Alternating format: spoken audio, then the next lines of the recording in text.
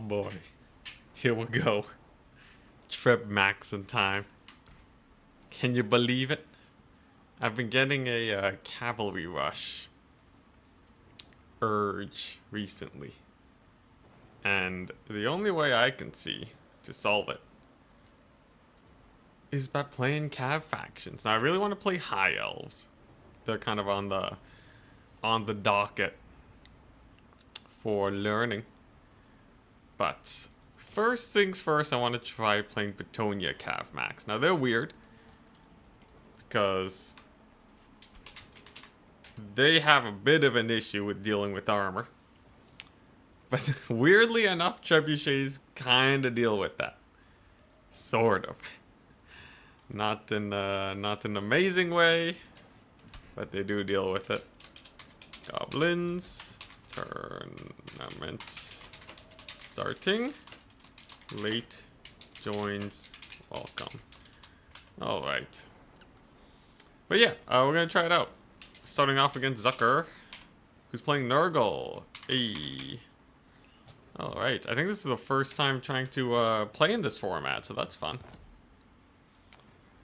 Pope Patty says you'll be aces at Betonia. Yo, I saw on my Discord, they were very excited to see the Treb maxing. I'm interested to see how it does. Oh boy, and we're starting against Nurgle too. Oh boy. What map is it? Dust Bowl. Oh, that's actually pretty good for us. Dust Bowl is big, wide, and open. Perfect for the Treb max. Oh boy. I think the thing I'm worried about the most is everything. I'm worried about everything. At least Nurgle's fairly chill. But the idea is that your cavalry is just super strong. Cavalry is very strong just in today's meta in general. The only thing that really wrecks them is if your opponent goes really hard box, or if they have a lot of high mass armor. But I guess I also have Hippogriff Knights. I can use some Hippogriff Knight action. The Grail Guardians, they're gonna be fun. So I do have armor-piercing cavalry. Just don't forget about the chevrons. Yeah, I did a quick test. I noticed that 2 chevrons is kind of enough. It's obviously not as accurate as... It's not as accurate as, like, you know, a 4 chevron Treb. But I don't want it to be super accurate because then my opponent can start dodging it, right? Pinpoint accuracy is actually the enemy at higher levels. So, yeah, we're going slightly inaccurate. Love to see it. Grail Guardians will certainly be fun. Let's see here. Oh boy. I sure hope this build don't suck. Odds are mild. It could be the hottest garbage. It could actually be fairly good. I won't lie. It's kind of hard to tell. Yeah. My gut tells me this is the hottest garbage ever. But like, on paper, it makes sense. To an extent. So we're gonna trust that today instead. And hopefully I don't get absolutely wrecked. What is this build? What am I even looking at? What is this build? Oh, whatever. Let's just ready up. What's the worst that can happen? What's the worst? Dude, my hair will not cooperate with me today. Is this supposed to go to the side? My hair's starting to get too long, man. I can't tell which way it's supposed to go anymore. Ugh. Foot Squires, I think we're going to be mostly cav maxing. Like, cav max and trebuchets is kind of the name of the game.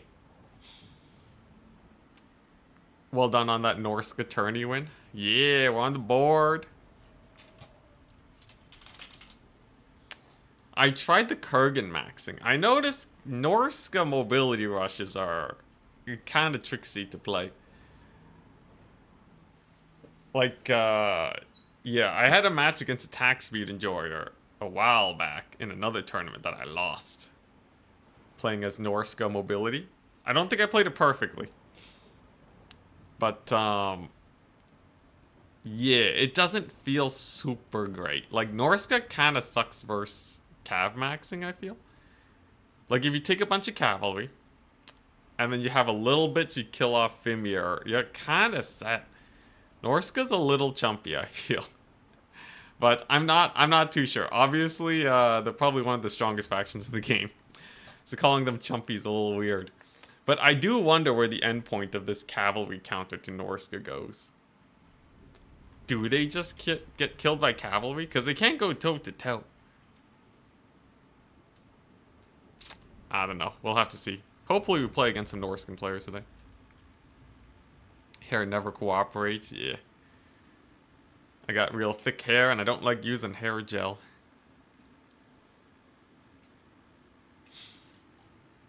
Bet it's bait and it's going to be the most standard build. Nope. Treb max in time. Alright. So obviously this looks a little insane, right? Shoulder. This looks a little insane because it is. I do have a caster before anyone panics or an observe. And yeah, the plan is simple. Plan is so simple. Ready, good luck, have fun. He can't rush me down because I have so much cavalry, right? I have Alberic, obviously. He's not gonna be able to close in on my position. Exalted Heroes of Nurgle. Heroic killing blow, dang. Oh my gosh, the Filth Mace? Curse of the Leper, alright. Okay, and the Noxbringer. They ain't too bad. I don't think I gotta worry about them. So as you can see here, the trebuchets, they hurt. Those are but simple marauders, but you can see it's not a super comfortable start for my opponent. He also doesn't have a lot of units in general. I think that's gonna hurt him a bit. And then of course Alberic the Chad is just gonna get in there. So we're gonna have to deal with rotting riders and the like, obviously. Is he gonna stick to this? I feel like that's a terrible idea, but we'll see. But yeah, I think the first thing we'll summon is more Grail Guardians, for sure. Alberic versus the Exalted Heroes. How's he do? Decent, not amazing.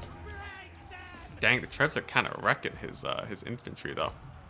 I'm not gonna lie. Ooh, look at that cav charge, too. Oh my goodness. Alright, not too bad. Got my hotkeys a little mixed up. Oh, that's not too bad, actually. Oh my goodness. Holy crap, dude. The cavalry's insane. Alright. Well, I think the plan is simple, then. We'll loop around. Hopefully kill off this Noxbringer. I'll leave some questing knights to countercharge anything that shows up. And then, yeah, we just hammer his infantry. His poor old infantry over here. With the power of Bretonian engineering. Just chucking a bunch of rocks at his guys. Where's his money, though? Why? Did he spend everything on these Exalteds? Why are they so expensive? I don't know why he has so few units.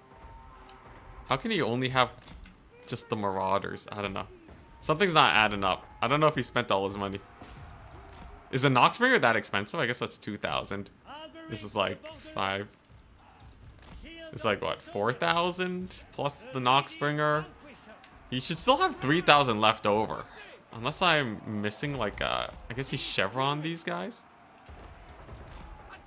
He only chevroned one Marauder though, so I don't know, I'm a little confused. Regardless, I think we're in a great position. Ooh, a little bit of a lag spike. But I think we got it. Yeah, the 0 infantry build is great. Hey, Dr. Adam, what's up? 6-month sub, thank you. Unfortunately, I think my opponent is getting a bit of the lags. We'll be okay though. When you're lagging like that, just be really patient with your clicks. You just don't move too fast, and you'll be fine. Oh, interesting. Okay, so we got some doggos coming on in. It's actually pretty funny. My Trebs don't have any good targets right now. Do I want to use this yet? Not really. His leadership's a little too high. So we're just going to sit back, relax. Maybe route off an Exalted Hero, and then now I think we chuck this out. Now that their leadership's a bit low. Because then potentially we can actually get a chain route. That would be best. How this Marauder's doing? Not too good, actually. They're suffering pretty hard. You can see, yeah, the leadership break-in is hurting them real bad. Nurglings do not like that in the slightest. We've caught some dogs, and overall, I'd say this was, a decently successful build. Was this, like, you know, mind-blowing? Honestly, the Trebs did a lot more damage than I thought they would. Oh my gosh, look at that. Holy crap. Is Trebs actually insane? Are the Trebs actually insane? Their capture points not mine. You think I care about capture points? You think I care about capture points when I got 4 Trebs, man? It's fine. Tickets are not even a thing for me. I'd rather just get in the fight, you know? We're here to cycle charge and chew bubble gum. 5k lead, yeah.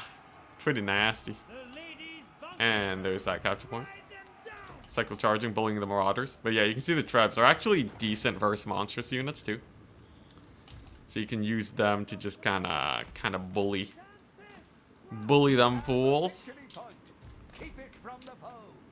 And this is what's great about the build, right? You have the mobility to secure points. And you also have yeah, you have the mobility to secure points. And then you have the trebuchets to stop them from boxing. So they're gonna have to not box, but then they have cavalry all over their face. Then life is terrible. Kind of like what's going on over here. It's just a pure massacre, actually. Those ogres are not happy about the situation. Not at all. And then look at these guys. Look at the bombardment. So obviously the rocks are slightly inaccurate. Remember, this is by design so that he will be incapable of dodging. Very nice, got the capture point. And then, finish this. We're gonna use his little wind blast-esque ability here to hopefully clip into those ogres. And then there goes their leadership. Here you go. Very nice. I don't think this doggo is gonna make it, by the way. Dang, look at the shock damage. Anti-large cooking. I guess I'll check out a heal. I don't think I've suffered very many losses either. This is great. Obviously, this is a non-optimal Nurgle build for what I have going, because he took the Noxbringer, which is gonna be kind of suck. But yeah, this is great. Yeah, quad Treb, and because Trebuchet's got a price reduction, they cost the same amount that Trebuchets used to before. So I don't have to feel bad about paying that that price increase. Technically, the price stayed the same. You just are able to, yeah, it was more of an accuracy buff than anything, right? In a weird sense, it's actually price reduction, but whatever. Throwing rocks is effective, yeah. The power of rocks. All right, yeah, so we'll just hammer these guys as much as possible. There goes that Chaos Lord. Absolutely mega brutalized.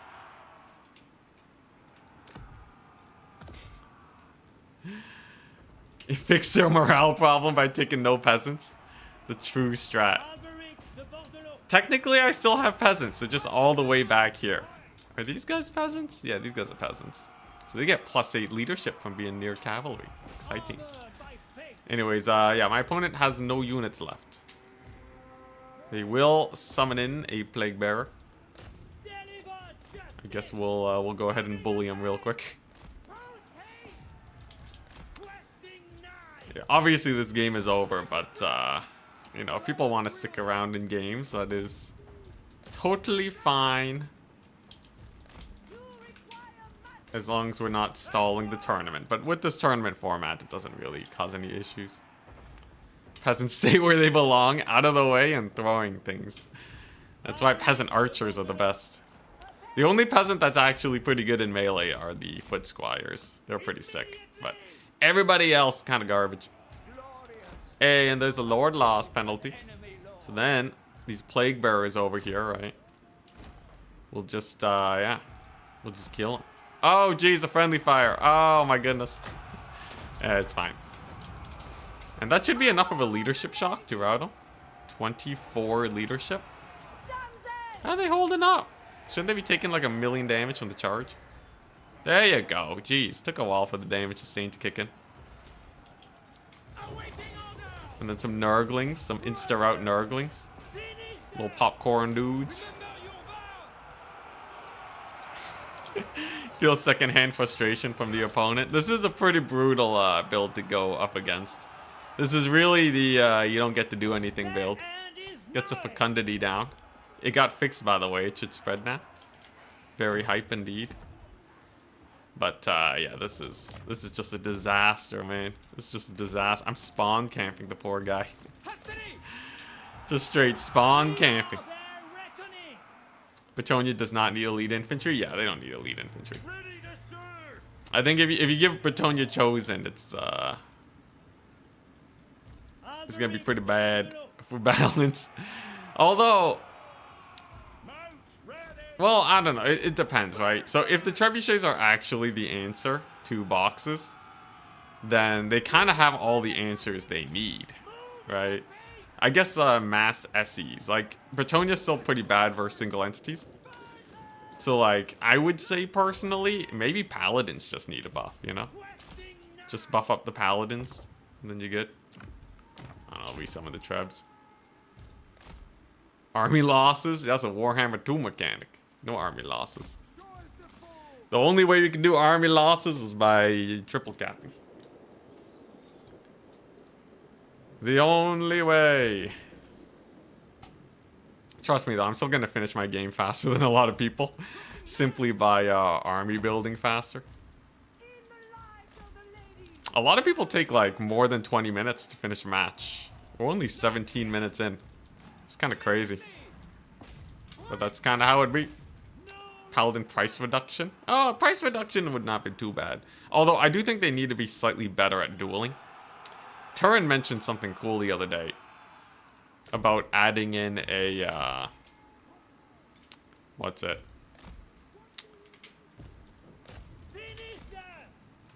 Turin mentioned adding in like a bonus versus single entities or like lords and heroes. I think that would be sick. That'd be a really nice way to balance things out. Because if you just give raw bonus versus large, it doesn't really make a lot of sense. You gonna play Warhammer Total War 40k? Absolutely, are you kidding? It's like one of the most anticipated games for me, man. That's like my future, basically.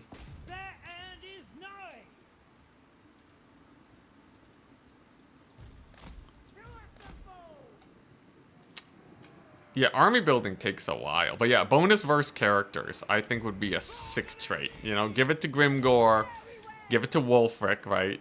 Give it to Wulfric times 1,000,000. That's just like literally his whole thing.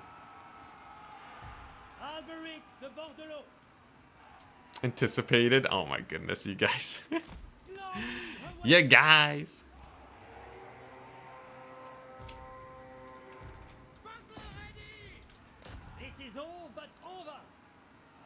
Opponent didn't hear no bell? Yeah, I think this is a little extreme. I'll probably just give him a heads up after the match. Just because I think if you really stretch it out, it can get a little disruptive. But it's fine. It's fine. I'm pretty sure they're just a new player trying to have fun. I will have no hate towards this player. Trust me, they've suffered enough.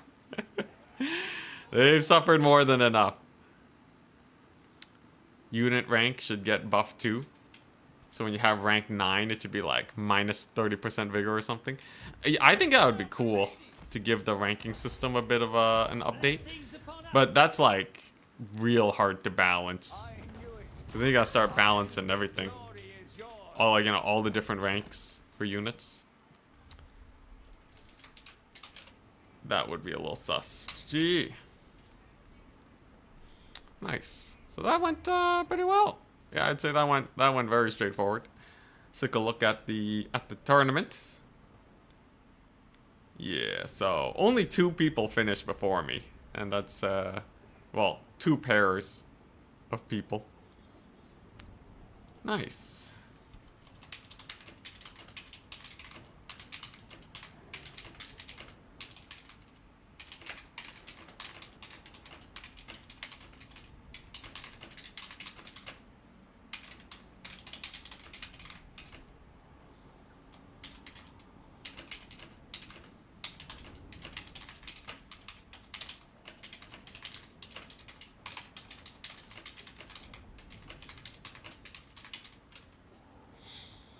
Alright. And, oh my gosh, I got Charix. Hey, alright. We got the big man. Now we get to really see if this build works. He's playing Greenskins and we're on Dried Floodplain. Alright. Oh boy. Okay, here we go. Dang it. Well, actually, no, this is a good thing. I get to learn more for facing Charix, right? Oh boy, he's gonna be a menace though. Doggos? What about doggos?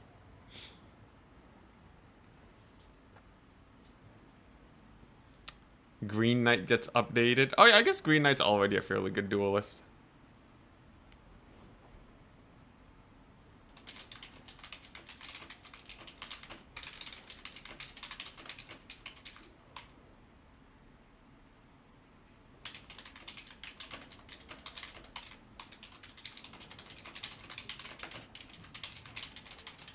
Alright.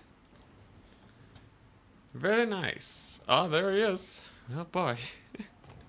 So what, Dried Floodplain, I think I can still go a fairly similar build though. Greenskins are scary, but they're not impossible to deal with. Is there magic that will work though? Like what if he spams, well no, Blackworks is good though, right? Blackworks would be perfect for the Treb maxing. Oh god, this is dumb. Let's see here. Like, yeah, the Yeomen are okay. Like, what if he just rushes down my trebuchets? Do I dismount them and run away? Run away! Run away! Do I want Alberic? Alberic's still good. I guess I don't need as much armor piercing, though. Greenskins don't really have the craziest armored cavalry, right? They're kind of just mid-tier when it comes to armor. I could still run Grail Guardians, though. He could have Buna, however. So I'm going to have to be a little, just a wee bit careful. But, yeah, I would say... Oh, yeah, I would say we're going to cook him. There's no way Charix beats us. Actual impossibility. Do I want Grail Knights? Man, they're expensive. So easy to overwhelm. Do I want the Pegasus? The Royal Pegasus Knights? Normal Pegasus Knights? Do they work versus Greenskins? I feel like with the Rampage, I don't know if that's actually good or not. Honestly, this build is so wild, I don't know what's good or bad anymore. Earthblood is okay if we're going to be in a long, grindy game versus Greenskins. Is there anything in Heavens, though? Okay, technically there's Wind Blast, right? I can Wind Blast his face. Because then his cavalry can't escape. And then they get free pickings, right? The other alternative is Lore of Beasts, but I don't think that's super great. Not here. Yeah, maybe I don't know. Lore of Life is just kind of needed versus Alberic, though. The guy needs it real bad, so mayhaps that is what we do. Alright, do I want a Hippogriff Knight in the late game? It seems so cool. Oh wait, crap. I gotta deal with the Arachnarok spiders. He would never be overconfident, not our streamer. What's going on in my chat? Who's calling me out? Razel, how dare you? I'm considering all the options right now, okay? I got the Green Knight, which I think is actually insane tech versus him. Oh boy, and then what? Do I still want the Hippogriff Knights? Hippogriff Knights are cool. They don't have capture weight, though. But, like, what's he supposed to do against them, right? There's, like, nothing. I think we win this. I think Charix will rue the day he decided to face my Bretonia. Better have Companions of Cornell. How are they good versus Greenskins, though? Because they're mostly anti-large armor piercing. I guess it's better versus spiders, but I think they don't... I think cavalry doesn't do well versus big SEs nowadays.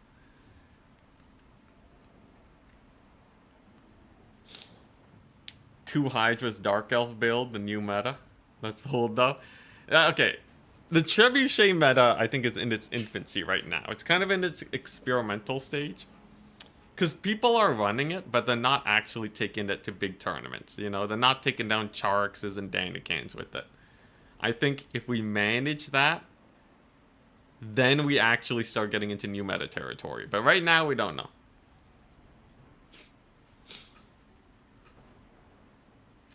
Yeah, maybe I can pile in some elite cavalry onto the spiders. I do think the Green Knight will be more than enough, though. And if he goes double spider, he's just outnumbered. So, impossible to lose. Hopefully he takes a bunch of chaff. If he goes for trolls, he's going to get the hit by artillery debuff. That's pretty bad for him, right? Hit by artillery, I bring in a yeoman. That's minus 21 leadership. Alberic minus 16. So it's minus 37 leadership. Just from the debuffs. Then Fear and Terror is like another minus 20. They rout without taking damage. If I stack everything properly. Is there a new meta? We're seeing right now. It could be an artillery cav meta. If I can actually pull this off properly. We got the Trebs. We got the Trebs everywhere. Alright. So, yeah, they'll be great. They'll do just fine. Then I have a million knights over here. There you go. Spark them like so. Alright. Ready. Good luck, have fun. This is not a meme. This is actually seeing if this works with Charix. I got the Damsel of Life at the ready. He has 13 units, which in general is rather low. I got the Green Knight in reserve. We're just kind of waiting to see if he has a Death Hag or a normal caster. The River Troll Hag is going to be a little better for single entities and elite knights. Normal caster is going to be better for general cav battles, so it's a real we'll see type of situation. We got some big guns. Fine by me. And then it's a bunch of chaff. So that tells me I probably want to go for the Hippo Knights. Probably. We're gonna have to really lock in, by the way. I'm going a very experimental build versus Charix here. Triple capping's pretty doable, though. Okay, and we got the more grubs. The mangy marauders. Alright, well, they're gonna be going into trebuchet range. Let's see how they dodge. Actually, kind of helped them dodge that first Treb volley. A little unfortunate. Let's see if we can face charge him with some cheapo cav. He's got the Grom, the Ponchinator. Alright. You gotta remember, Alberic does give Strider boost to everybody. And okay, it is a hag. No Spirit Leech, though. So that means that this will do pretty well. Get caught. Getting slightly caught there. That's not bad for me then. And we're gonna get a sick charge on the Grom. Strider buffs working very nice. Grom the Paunch, not exactly too happy about that situation, but there's the buff, so now we retreat. And then obviously next up is going to be that Damsel over there. Now he can imbue magic attacks. That part's going to be a little scary, but I think we'll still be okay. And then I just got to start hammering the big guns. We get them, we're good. He chucks out the Buna. on a rando cav. Fine by me. And now what we're gonna do is just start cycle charging them gobos. I don't think they can brace well enough to survive this. Yeah, that's gonna be a nasty kind of cascading charge over there. We got one little Minotaur out. I'll take that. Green Knight needs to be on 2, I guess. Kind of screwed up my hotkeys a little bit. Value trading though, not the prettiest thing I've ever seen. Now, of course, I have healing. That's all good and well. Okay, he's gonna send some little dudes over there. That's fine. Honestly, I think we can start routing off this little pocket over here. What's going on with my knights there? Are they rallying or no? Okay, they're routing. Well, that's a little unfortunate. This pocket though is definitely done and dealt with, right? There's no surviving that. Everything's going quite well. I just got to start grouping up for the heal hugs, and then we just got to start hammering this position. There we go. All right, and as long as I keep cycle charging aggressively, we're good. What's going on here?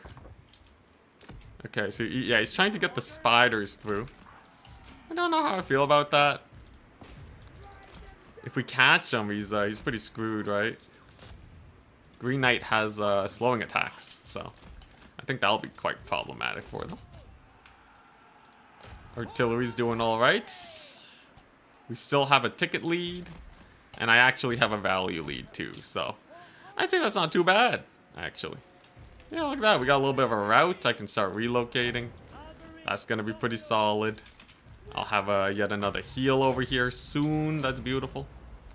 And then what's he going to do, right? Is he actually going to rush this position? That would be truly suicidal, right? I think to try and shut down the artillery pieces would be a terrible misplay.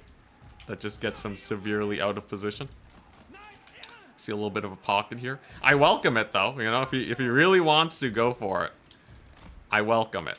I just I think the losses will be tremendous and not worth it, but we shall see.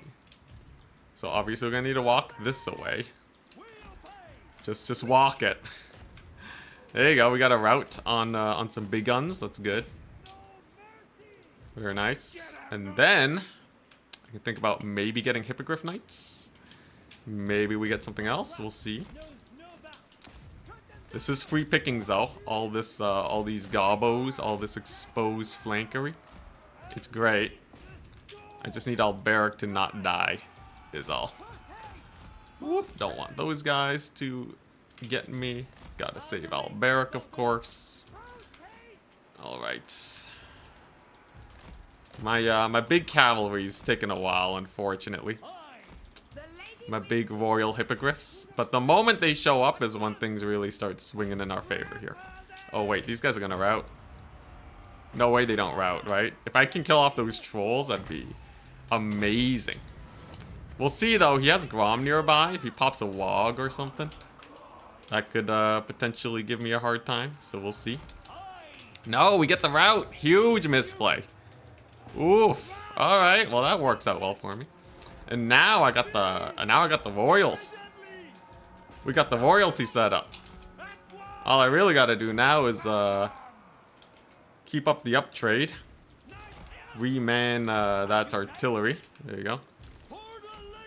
Very nice. And then start the cleanup. That one troll's already real suffering. Yeah, I just need like the yeomen and such to re-secure points, but I actually have a very, very good amount of time to re-secure points right now. Time is of the essence though, right? I kind of have to be fast here.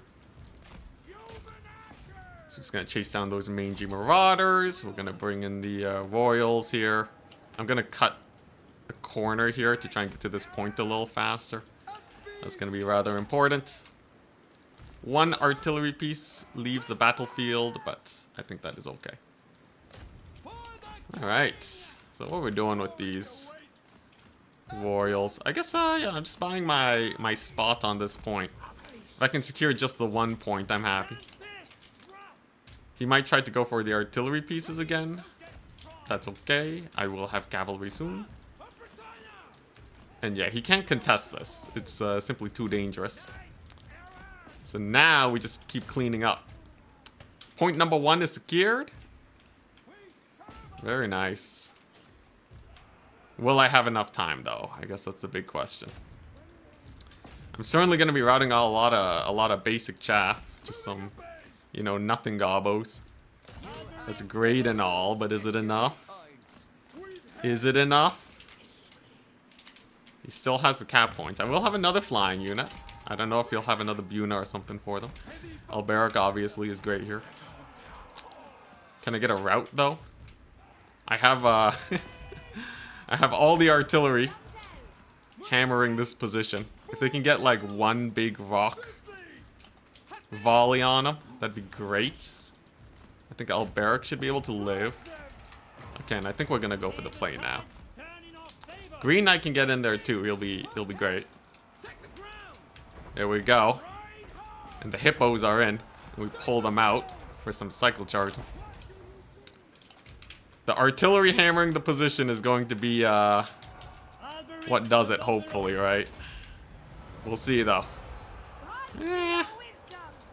Well, I routed off the trolls. That's good. Is it enough though? Is it enough?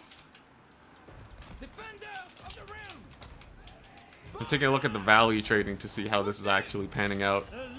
I'm trying to get a mass route. I don't know if he gets a WOG or something soon. There it is. I'm gonna need to shoot into the blob. Alberic is obviously buffing things up a lot though, and the Green Knight is pretty menacing. How are my hippos though? Yeah, flyers are not doing super great right now, which worries me. Though maybe a little bit of a cav charge in the back. Obviously, we still have our rocks coming in. It's gonna be close though. I don't know if I should have taken this fight. It feels slightly suboptimal. I think that WOG is gonna stabilize his position, unfortunately. Okay, here's the thing though, right? I don't really need these artillery pieces anymore. I think they've already done their job. Oof. Oof, that was a bad fight. I think that fight may have screwed me. We'll see. Losing the hippos, the hippogriff knights, kind of did me in. Although I do feel like this was reasonably fought. Like it wasn't, you know, it wasn't the most one-sided slam dunk ever. But I think we kept him on his toes at least. Ugh, Green Knight, what are you doing? He's getting mosh pitted. There's a big cav charge too. Dang. Well, I'm still gonna try and secure this point. We're still gonna scrap it. Alberic's gonna need to win this fight though.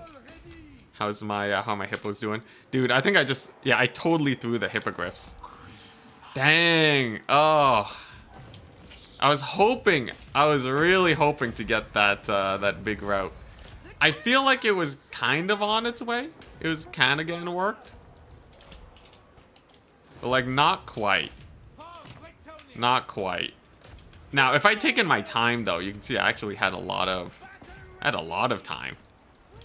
So we could have just sat back and relaxed a bit longer.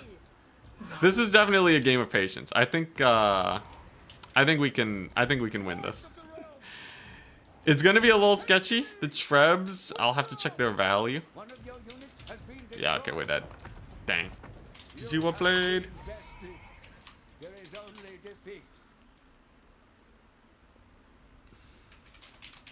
Alright. He played well. He played very well. He played very tight, and then he just waited for me to misplay. Let's take a look at the Trebs, though. Honestly, okay, not the worst. 900 gold on one of them is actually pretty good. They cost 650 a pop. Interesting. Interesting. Okay. Trust in the process. I think if we just refine this playstyle, I think we totally get there. I just need to, like, trust in the Trebs a bit more. Map was also a little awkward. And the hippogriffs, I really misplayed with the hippogriffs. Alright, sorry, Charks. I'm going to have to kick you out. We're up against Ponty now. They're playing Dark Elves. I think this is a perfect opportunity. 2 of the Trebs were hitting trees. Yeah, they were a little close to the trees, right? Slight repositioning. This is a me problem. This is a me problem. Definitely not the Trebs. How good are they at hitting the boar boys? They should be pretty good. You really only do need like the 2 chevrons. In fact, I can get rid of this and maybe put on more chevrons. We'll see though, we'll see. Grail Guardians instead of hippos. I think having more ground cavalry is better than hippogriffs. I should also lean into yeomen more. Just go for like a hard yeoman start. We're on Bleak Spire. Okay. There's a lot of trees on this map, but there's a good position for the artillery pieces. Okay. Alright. So Dark Elves, they do have Cold One Knights. Those guys can be awfully annoying at times. Okay, Ponty needs to BRB 3 minutes. That's totally fine. But Bretonia can handle Cold One Knights. I have Questing Knights. And just getting chevrons. Only the mildest amount. This does make my trebuchets a lot more expensive. I almost wonder if I don't run chevrons on them, would it be better? But I did a test. If they don't have chevrons, they can't even hit a unit that's not moving. We need just a couple so that they can actually land shots. Only a couple though. How many yeomen do I want? Actually, okay, wait, this is insane. This is an insane build now. Okay. We kind of tuned things up. We tuned a couple things up, but I would say this changes things rather dramatically. Do I get the Grail Relique? Grail Relique for the blob? Because it gives leadership and melee attack? Probably not. I should just focus on the cycle charging. The only reason I lost that game was because I got over eager. And I thought I could rout off some trolls. And therefore the rest of his army. But that is not exactly how it played out. Do I want a singular peasant bowman? Probably not. What do I want here? Knights of the Realm? Maybe Knights of the Lionhearted? What do they have? They cause fear. That's pretty fun. And encourage. Alright. Yeah, this should be not bad. So what? We're 1-1 now. Vengeance for myself.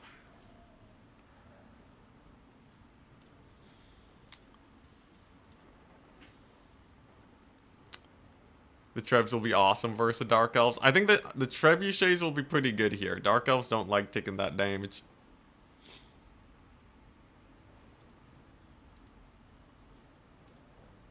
Alright.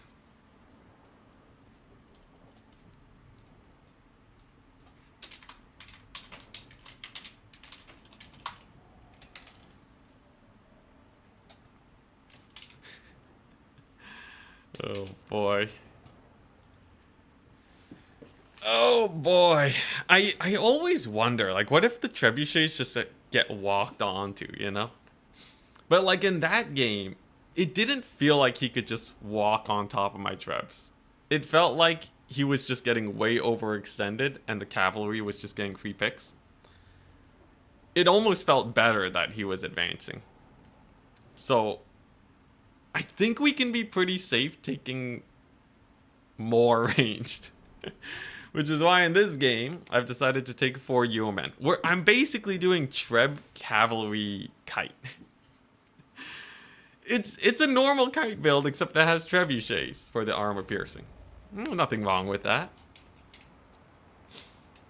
Yeah, look at this. And I even have like the best position in the world for my Trebs. Look at this. So, Scourge Runner Chariots. I have the quad yeomen here for that. I don't think we have to worry too much on that front.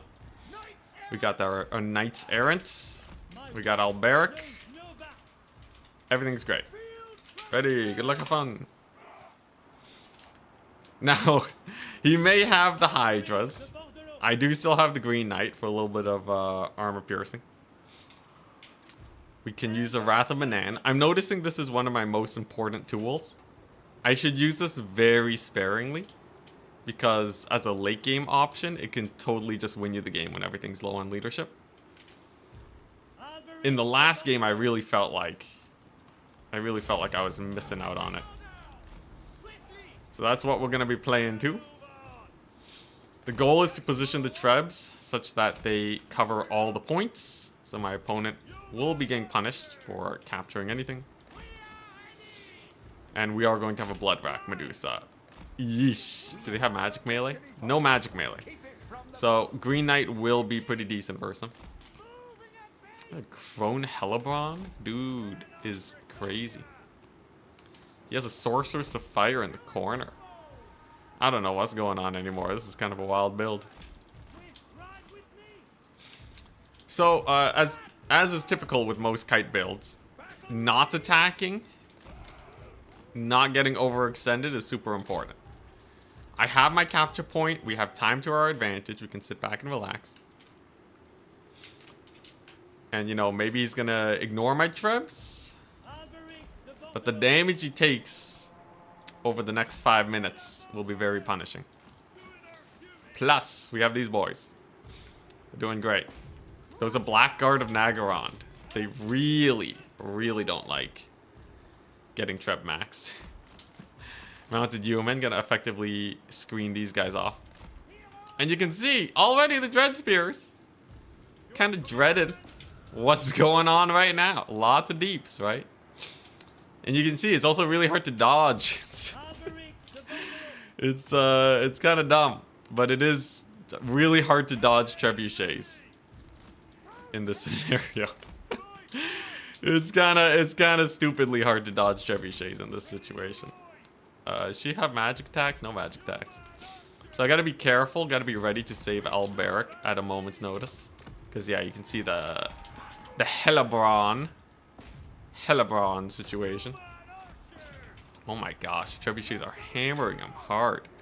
Alberic's also getting hammered rather hard though. He will need some saving. Though this little debuff here, yeah, that's gonna put him in a rough spot. Gotta reset his leadership by giving a little bit of a charge command.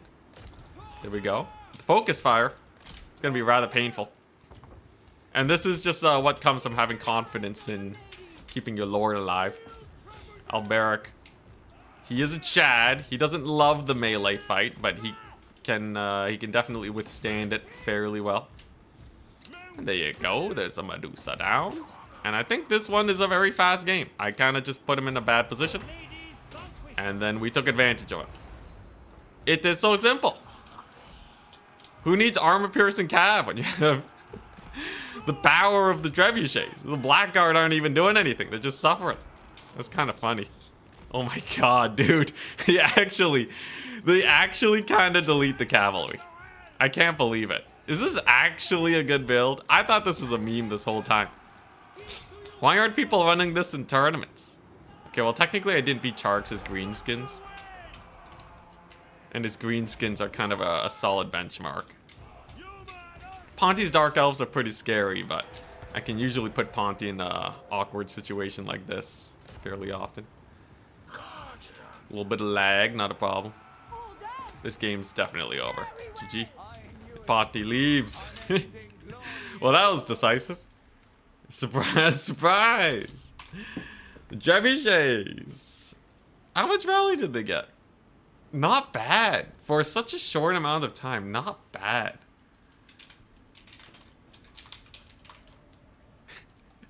Zero value Blackguard. Dude, Alberic just walked away. Totally just set him up for a terrible position. That's hilarious. I can't believe it. The human are pretty hype here too. Honestly, this is dumb. I like how much I get to flex the mobility. That part feels really good. Alright, we're up against Risotto next. On Proving Grounds, alright. Another map with trees, unfortunately. What is this? Enters getting chevrons. Yeah, I still don't know how I feel about the chevrons, but it seems like it really helps when the units are not dodging. Build feels rather map dependent. Yeah, I think I have to kind of work around the trees and have a good defensive position.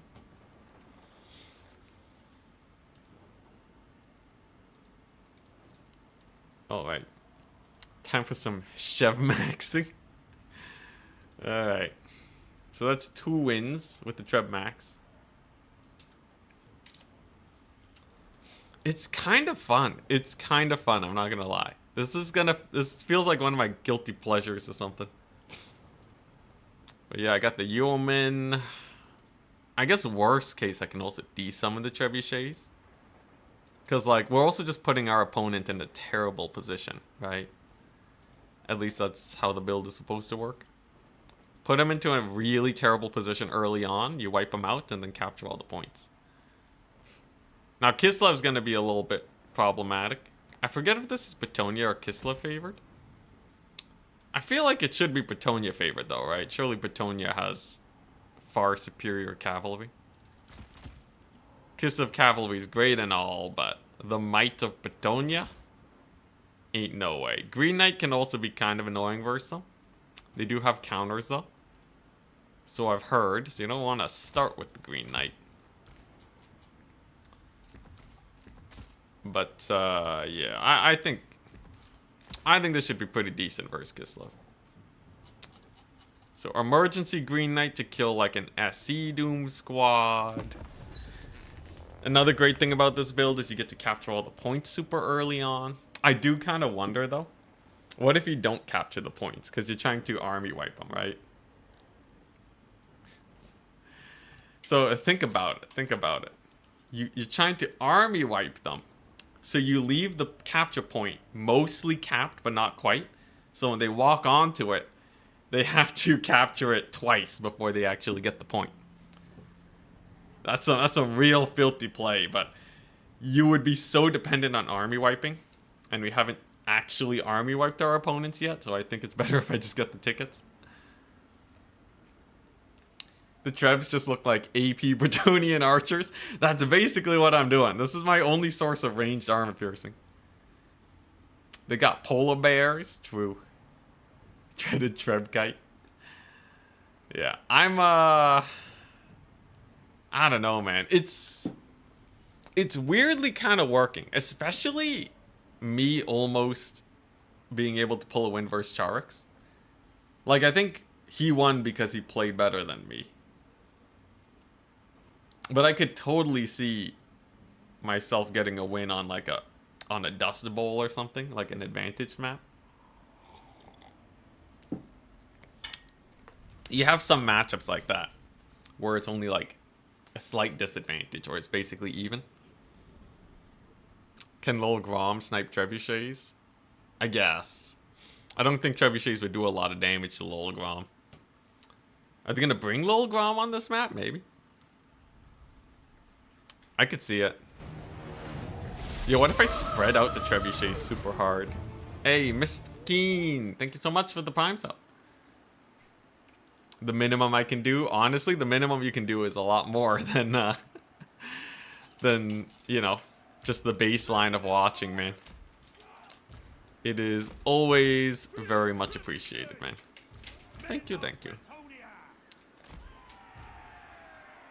Greetings from Italy. Oh, dang. Very high. I hope my desecration of pizza doesn't bother you. Obviously not all Italians care about that, right? Right? What are your opinions on pineapple pizza? What's your opinion of eating pizza crust first? I eat a crust first because I microwave my pizza. And then, like, if you don't eat the crust first, it's gonna get all hard by the time you actually get to it. That's why people don't like eating the crust. But if you start with it, it's still warm and soft. It's Canadian pizza, so it doesn't count. Heathen? What do you mean? Oh, crap, you ready to... 7 units. There they are. We got a Patriarch. We got a million cav units. So, plan is simple. Kill him. Goad him into a terrible position. Does he have a Death Frost? Ain't no Death Frost to be seen. That's good. And then the Mighty Rocks. Oh, brutal. So much value. Oh, jeez. Yeah, you don't want to be getting hit by boulders. Anyone playing the new Terraria update, by the way, 1.4.5? They put out a new update recently. They added boulder rain. This build is inspired by that new game mechanic. Oh boy. I've seen Risotto play, by the way. They are generally pretty good at defensive play. But a lot of the time, if you put players in an awkward situation like this, it's not too bad. Getting them to go on the defensive, or I mean on the offensive, is generally harder for up-and-coming players. And that is exactly what we'll be doing. So he's gonna suicide his units to try and kill the Trebs. This is, generally speaking, a bit of a misplay, because the Trebs are not the real issue. It is the cavalry that are actually problematic. Though, we'll have to see how this fight actually pans out. I'm gonna need to get my summons in soon. And I think I want more cavalry rather than elite cavalry. I think more is better in this particular situation. You can see we get a fat charge over there. I still have Trebs bullying his units on the approach. Very nice. And then as soon as I get my second questing knight out, I think we're okay. Though he actually did a lot of damage to my Trebs. Admittedly, that was actually a little painful. But can he kill the questing knights here? With the Frostworm, maybe, actually. This could go pretty bad. I think what I need to do is actually desummon these guys. And then maybe we can get some Grail Knights. Oh, crap. Was that Overcast? That was a lot of deeps. Okay, there we go. Come on. There's the Questing Knights. Okay, so now we get the Questing Knights. Use them to fight the Winged Lancers. I think just one fat charge there will do. His Patriarch's actually a little forgotten, but I will say the Kislev Cavalry actually holding up fairly well. I think what I really need here is to clear up this and then get the Lord Snipe. I will say, though, he's putting up a good tussle. Maybe I should have just desummoned all my stuff there at the very beginning, but I think he's just going to lose his Lord. Honestly, the rush was good. But now that Lord's surrounded by some very, very elite dudes, life is going to get super difficult. And there's the heal. Very nice. You can see the panic. Trying to save that Lordy, but Alberic gives that crazy anti-large buff. Oh, is she gonna escape though? She might. Alberic's on the hunt. He wants it. Gets the pin down. Very nice. He chucks out an emergency Miska. Obviously, tickets don't really matter too much right now. Ooh, this is actually pretty close. Let's body block. Let's, ooh, okay, yeah, now she's routed, though. I think that's basically, the death sentence. Honestly, surprisingly close, I would say. I thought this was gonna be much more one-sided after the initial, after the initial Treb massacre. But, yeah, at the end of the day, when you're playing Bretonia and you have all this cavalry on the defensive, it's so easy to just, farm the value. I'm gonna let his Lord shatter off the battlefield so she won't be resummoned in the late game, and that'll make life real comfortable. Plus I have this point. Ooh, spicy though, spicy. Kislev Cavalry. Kinda terrifying. Despite not having armor piercing, it feels like they have armor piercing, doesn't it?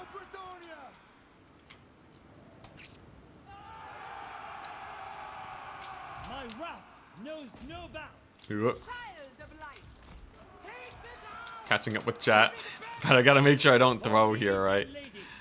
What we're looking at. Gotta pull out the Grails, gotta get another fat heal. Maybe a little bit of a sandwich on these guys. Ooh, they're not gonna like that. And then what? Do I just want more cav? Obviously, we want to just get the massive wind spell there. Take him out. That should hurt pretty bad. And then I'll save up for another armor-piercing knight. I have all the time in the world, and the longer I fight in this backfield, the better it gets for me. And there's a little bit of cav. Dervishes are routed off. Nice. And at the end of the day, questing knights reign supreme. The Grail Knights too, they did really good. I think the only misplay I made here, or the biggest misplay, was not desummoning my artillery sooner. After they got their initial value, I only needed one artillery to keep them attacking me. The desummon was definitely a little... Yeah, like keeping all four was kind of insane. I did desummon 2 of them though, which I think helped me out. But like, having that slightly delayed Grail Knight was pretty rough. All of that, yeah. Unnecessarily risky, I would say. But anyways, let's get these guys grouped up for the big group heal. Definitely want to get that. I guess I'll desummon these guys. But it should be fairly straightforward getting the points now. So let's get that heal on. There we go. He's going to have a bunch of halberds. They're not a problem, though, because, well, I guess I have human archers. Dang, that's brutal. The late game human archer play. Yeah, he's gonna try and scrap it out, but there ain't no coming back from this. Still have some good magic. Alberic can get some free cycle charging while we wait. Alternatively, I can get his vigor back. I don't think he really needs it though. I think I just heal, right? Yeah, I'll just focus on the heals. So we'll get Alberic in. These are just dervishes? Yeah, just dervishes. Inconsequential, not problematic. Ugh. Obviously, we don't want to get caught up in these boys. Where are these guys? Lancers. Gotta be a little careful around them. See, this is what I mean. I don't have that wind blast thingy ability anymore. It feels bad. But yeah, the halberds here definitely will cut their agency. It'll cut their agency. So there's no recapturing points or anything. Jeez Louise. That's a huge charge. How are these guys doing? Double dervish? Not a problem. I could summon some more Knights Errant to counter them, but that's not really needed at this point. Yeah, getting the party heals is insane value. If you can actually find the time in battle to get proper heals, you know, maybe heal 2 more units instead of just 2. The effect that has is you get twice as much value on your healing magic. It's crazy. You'd be crazy not to do that. Now I gotta make sure I don't accidentally throw this game, because that early game was kind of sus. So what we're gonna do instead is just take these very careful fights, you know? Don't get myself bogged down in the halberds like I did earlier. Because all that really did was it maybe lose versus Greenskins. We don't want that, right? When given the opportunity to take your time and kite, we will absolutely take it. And the dervishes shall not survive. He's doing a good job screening me here. These are also dervishes, so we can kite them with our range units. And as long as I start cycle charging here, we're good. And then we'll make sure we hit 4 units. These dervishes are definitely looking real roughed up. And I think we'll get their passive triggered in a second. So let's start cycling our cavalry. There we go. This one's on the verge of routing now, so that means I just need to get a little bit of a rear charge on them.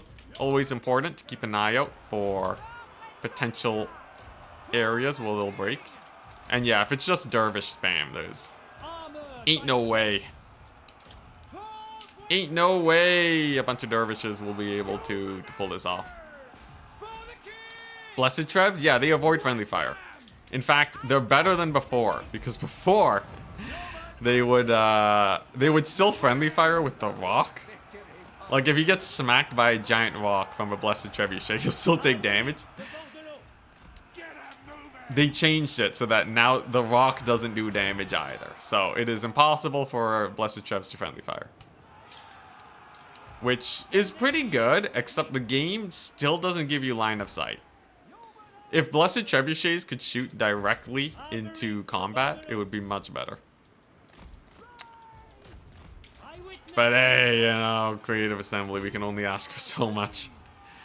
Whatever, they're probably busy developing 40k right now. I'm hoping, with 40k being a new game and everything, my personal hope is that it'll be much easier to get CA to implement fixes. Because I'll have a much bigger development team, right? It's not kind of the late game development team. And then if I can just point out all the fixes that need to be done, will be good. Here's the downside. This did happen with Warhammer 3. Things were not fixed very quickly. So, yeah, that I don't know. We'll see. We'll see. GG. That's a win for us. Very nice. And that's going to put us in a decent position.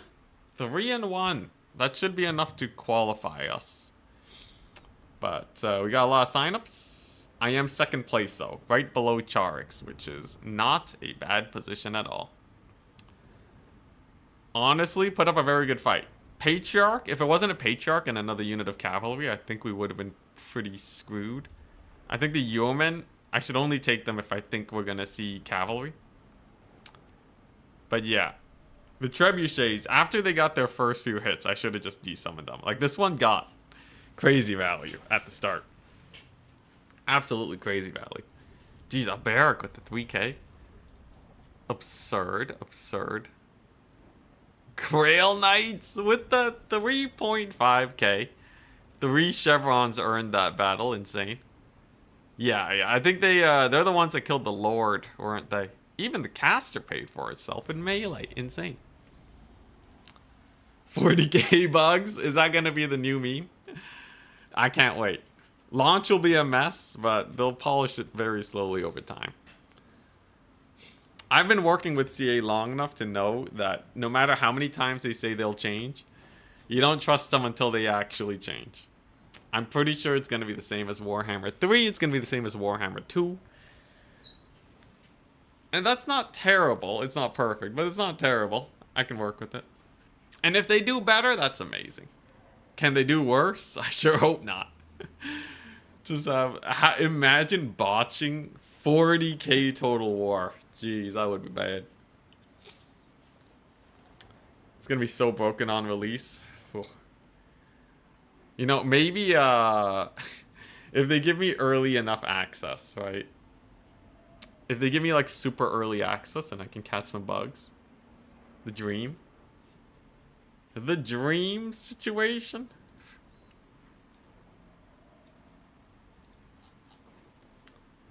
I don't think so, though. That'd be sick, though. That'd be amazing.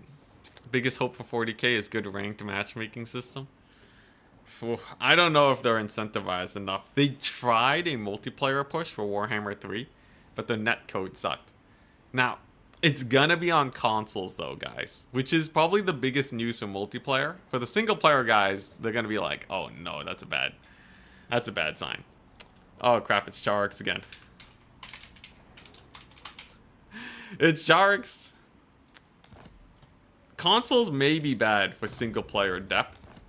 The game might not be as deep as it could be. But we might actually have dedicated servers. Consoles are much less likely to do peer-to-peer, right? Is that the dream? I think that's the dream. Okay, I gotta figure out how to adjust this for Greenskins. What's the map? Oh crap, it's Bleak Spire. Oh, it's garbage. It's pretty garbage. I'll make do, don't you worry, guys. Does Lore of Heavens have anything good? Comet of Cassandora. I got Windblast. I got Lore of Beasts. I can Jeez, Betonia really lacks in that leadership breaking, don't they? Lore of Life is good. It's just, you know, it doesn't work if you don't have the right tools. Now, Flesh to Stone, potentially. That can get a lot of work done.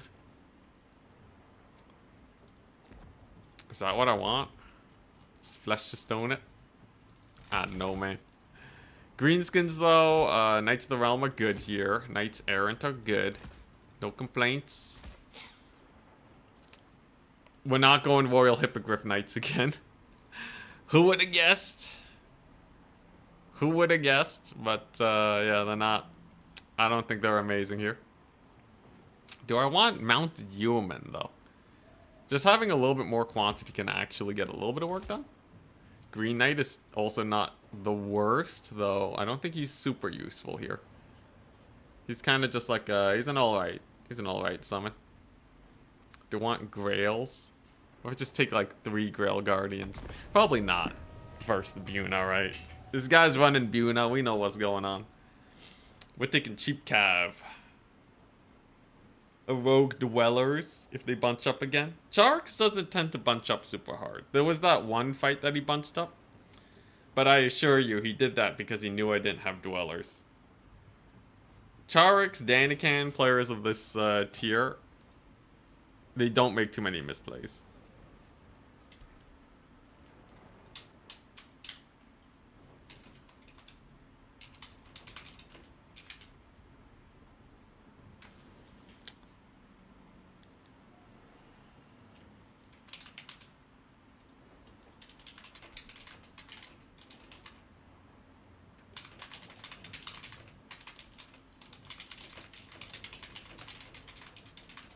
Sorry, some admin. Ding.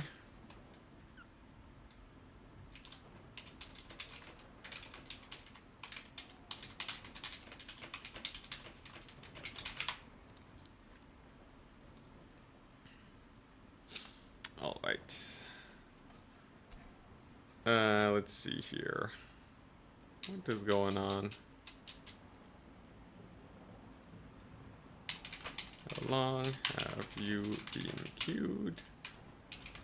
Verse them? Question mark.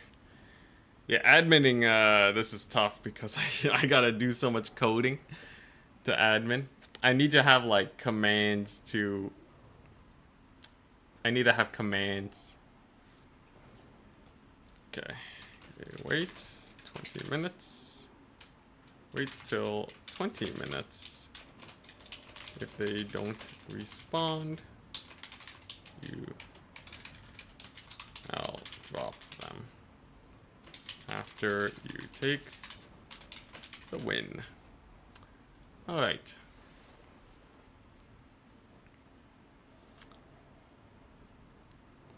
It's a good mind game. What's a mind game? If you have Dwellers, he won't budge up.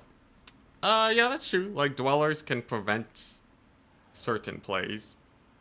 It's going to be a little bit more expensive on my part. It also doesn't really do that much damage anymore. They kind of nerfed it into the ground.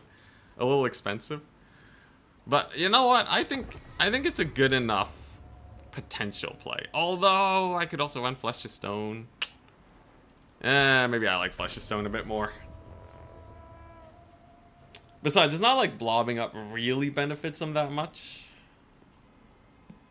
He really only needs like 1 unit of infantry, a troll, and Grom, and Dwellers doesn't really do a lot versus that. If Dwellers was a slightly better spell, like if it was like Pit of Shades or Flamestorm even, yeah, I would take a Flamestorm. Jeez, Bretonia would die for Flamestorm, man. You know what is cool though? Uranins. Uranins Thunderbolt is actually really good anti-blob tech.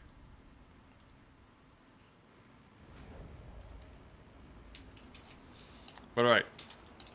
Same idea as before, except this time, because he's Greenskins, I'm going to play way more defensive. I have no intention of covering this point. I just want to not die. So we're going to play hyper defensive with these guys. Gonna get the layers going. And then I'm just going to kite him. We're gonna kite him with these guys. If he rushes me, then I have the D-summon. Everything's good, right? Ready, good luck, have fun. 13 units ain't too bad. And the plan is very simple. Get him to attack into my end zone. Because then I can summon all the stuff I want, right? We can rear charge him with yeomen. We got 1,000,000 cav units, Knights of the Fleur-de-Lis. It's all great. It's all amazing. It's dandy. You can see he's deployed on this side because he knows we got the shenanigans. Still has big guns. And okay, it's just going to be a couple skirms over here. Alright. Yeomen are good though. Plus we got the rock support. So this should be at least slightly to my advantage. Just got to keep dodging. Just keep dodging. Whoop. Okay. Will he be able to dodge the rocks though? Does he want this fight? Nah, he leaves the point. Alright, I'll take that. So not too bad. We're gonna have more cavalry at our disposal. We're gonna get the cap point, which is very good. And now what I gotta do? Now I gotta carry out the rest of this game. So not so simple. What's Grom doing? Still no Spirit Leech for Green Knight either, mind you, which is interesting. Oh crap, he almost got me to friendly fire myself. That would have been bad. Grom de Ponch though, kind of getting bullied by the Cav Corps. So he's getting caught again, which is a slight misplay from the Jarix Meister. Going to get our caster in here. I'm going to see what damage you can get done to Grom. I think with the big guns arriving, probably can't overstay my welcome too hard. But in the chaos, we do manage to catch one of his skirmishers, which I would say is an okay position to be in. Now look at that. Trebuchets are hitting up the armored orcs. Whoop. Okay, Albert getting slowed. I don't think that'll actually be super effective though. Yeah, Albert can escape. He's fine. Alright, nice. Still got the Flesh of Stone anyways on him. Oh, got some of my guys caught up. That's a bit of a misplay. But overall right now, you know, we've got him spread out on all 3 points. That's pretty good. Right? I think this is not bad. I'm going to get a solid sandwich on all of these guys. Look at that. So that'll be pretty solid. Oh, look at that, man. The goblins getting wreckerinoed. Cavalry's doing not bad over here. That's good. But keep spamming cavalry. I think we're okay. Is this a good time to use the spell? Not quite, right? We don't want to use it just yet. I want to just kind of sit on my capture points. Yeah, I kind of just want to sit on my capture points and farm value with the Trebs. I think that's exactly what we want to do. He gets a Buna. That's no problem in the slightest. I will be able to catch some skirms here too. Beautiful, beautiful. I think we're playing better than Charix this time. For sure, for sure. This is going way better. Grom's taking a lot of damage. And he's hemorrhaging units. Dude, these trebuchets just won't stop. The value they're generating is insane. And the so far park, the park's so far back. Like, what's he gonna do? Walk halfway across the map to catch him? We got the ultimate defender's advantage going on right now. Oh, this is great. Oh, look at him. He's evacuating the fear. Oh, that's where we cook now. All right, here we go. Mounted yeomen on the offensive. Split up our cav here to get a clean charge.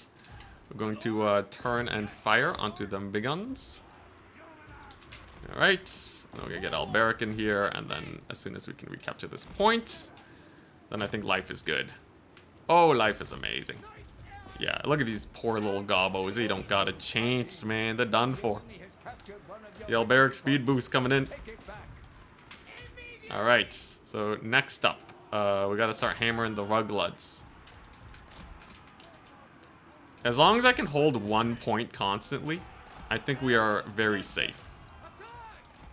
And I have to play this super duper duper slow. Extremely, extremely safely. I think we get the Green Knight now. But yeah, like if I get over eager here and just lose everything, which can absolutely happen, that would be sad. We don't want that. I want to get the free pickings. Like these Savage Orc big guns. brutalized. Look at that leadership plummeting due to the raw might of Alberic. Very nice. And then I can get some free picks here with the Green Knight. This game's going much better than last time. Quite a bit better. Green Knight's not going to die. I have Flesh to Stone to save him. And there you go. That's a very nice picking. And what I want to do is I want to group up my cavalry for those huge heals that we were talking about earlier. Come on. Group them up. Group them up.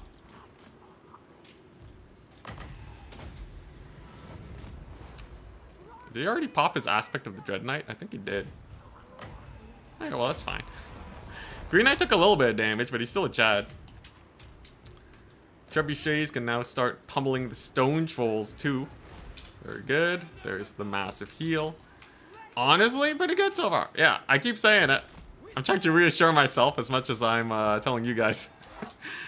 But this is actually exquisite. This is actually rather good. I just have to not throw it, right? Like, this is a game of just playing it super safe. Super safe, super careful. We got a big route on the trolls, at least. Alberic can start to get in there. So this is where I made the misplay last time. Where I overblobbed. And then we were punished. Alberic's in, though. He's gotten in the cookie jar. We're gonna pop off the heal. His cavalry's gonna suffer super bad. Very nice. He drops the Buna, so time to summon the proper cavalry too. Very good. Okay. Yeah, I just gotta mop up this orc boy over here. Maybe disengage from this little group. Obviously, keep the Trebs a-firing. And then start going for some flank points if at all possible. He doesn't have AoE, so I can be a little bit more chill with my Cav Micro. Alberic, though. Gonna have to evac. He'll be okay, though. And we get the Cav kill. Huge. Should be able to get the Alberic escape attempt. Alright. And I just need the artillery pieces to keep cooking. It's sketchy. It's real sketchy. If I can relocate over here, though, we're good. Should be a decent fight. What are those? What are those? Big guns? Okay. Well, that's going to be a little sketchy then. I don't know how I feel about that. Honestly, it ain't over just yet. Those big guns are going to be problematic. Now, I still have magic. He has the double cap, though. Alberic needs to get here so we can start winning these fights a little more decisively. Hey, maybe I can steal this point, though, if he's not careful. That would certainly buy me a lot of time. And we're going to kill the Rugbloods. Okay. I'm going to be able to command the high ground. Honestly, okay. No, we're still cooking. Alberic with the fat charge. I am going to, yeah, just drop that.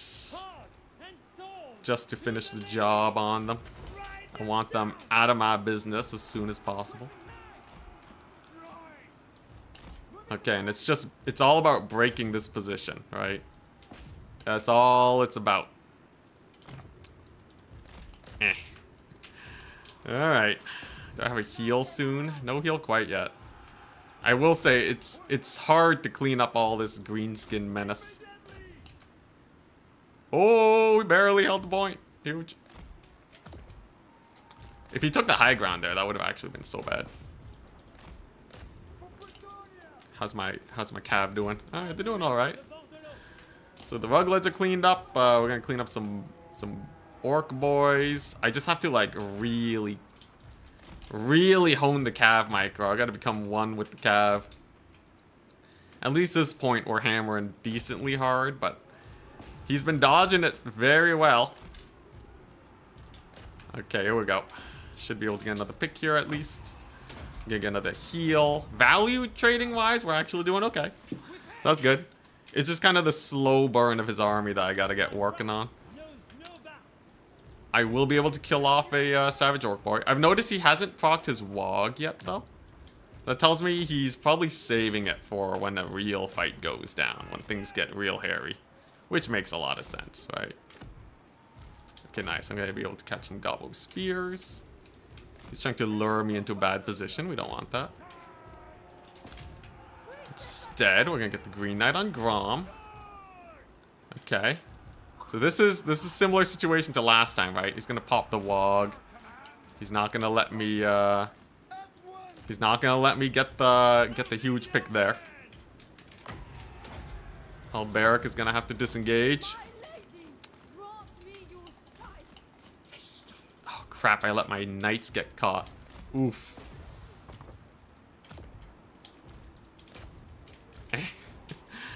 Ooh, jeez.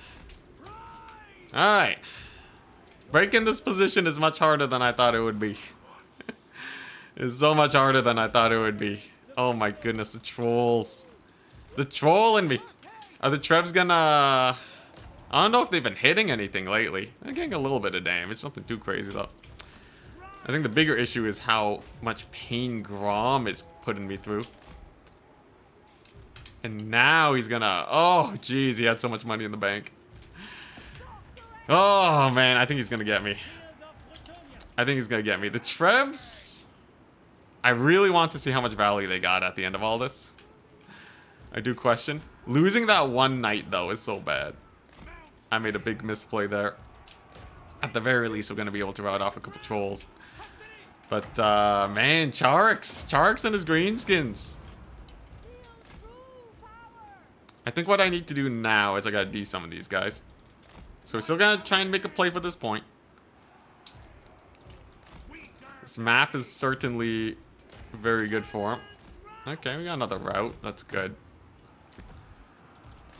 And if I can just get a big old wave of dudes, maybe? Oh, man, this ain't going well.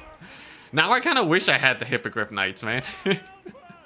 I feel like if I had a bunch of Hippogriff Knights just kind of flying around, they could... I feel like they could just pick and choose the fights, but I don't know. Maybe Grom keeps them around for too long. Dang, though. At the end of the day, it ends up not being that close. Though losing the Cav unit was pretty rough. I think it all depends on the trebuchets, though, because technically they were shooting like all game. And I don't know what Charix was doing, but it didn't feel like he was taking a lot of damage from them, right? How'd the Green Knight do? Green Knight actually did not bad. So I should probably keep him around. So many spears. So many Orc Boar spears. You can see he's really quick on the maneuvering, too. Okay. One last play, though. One last play. Is there any way I can kill Grom the Paunch? Dude, look at how good he is! He's so good at keeping him safe! Not a weak link in this entire build! Oh, man. Yeah, alright, that's GG. GG, well played! So that was a better map for us. We got a lot of shots. I still think it feels really close. I just need, like, a bigger hammer. Is all. That's kind of what it feels like we're missing. The trebuchets paid for themselves. Alright, we're up against Potatoes Devil. Let's see here. Have they responded yet? I'm gonna have to kick someone from the tournament, but then we're good.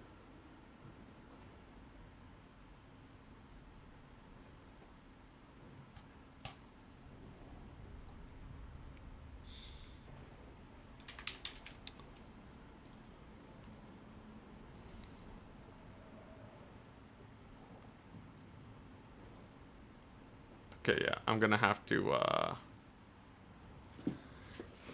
do something real quick. Oh, Potatoes Devil dropped from the tournament, I think. Yeah, they dropped. Let's see. So trebuchets were actually not bad. It's more so the Greenskin anti-kite was really good. This Champions of Cornell didn't do much. Honestly, if I just get some archers, I think we win it. I think if I get some actual range units to force them forwards, we're fine. We'll need a sec. Adminning. Alright, so how do I do this again? Somebody signed up for the tournament, but they're not They're not actually playing games.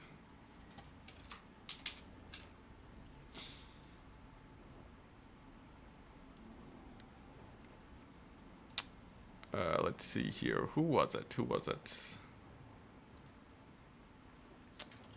Yeah. I can manage him though. So I believe... Thankfully I do have a command for this. Unfortunately, I forgot what the command was. Let's invite my opponent here first, though. Okay, let's see. Where's the command at? Where is it at? Alright.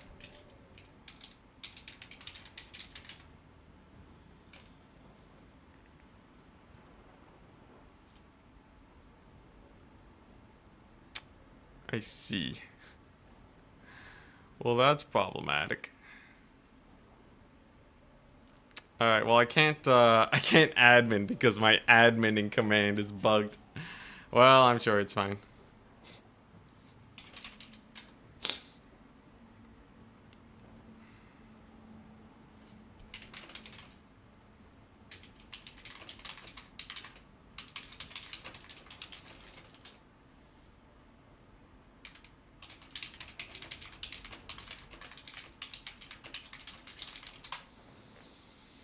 Alright, Pizu.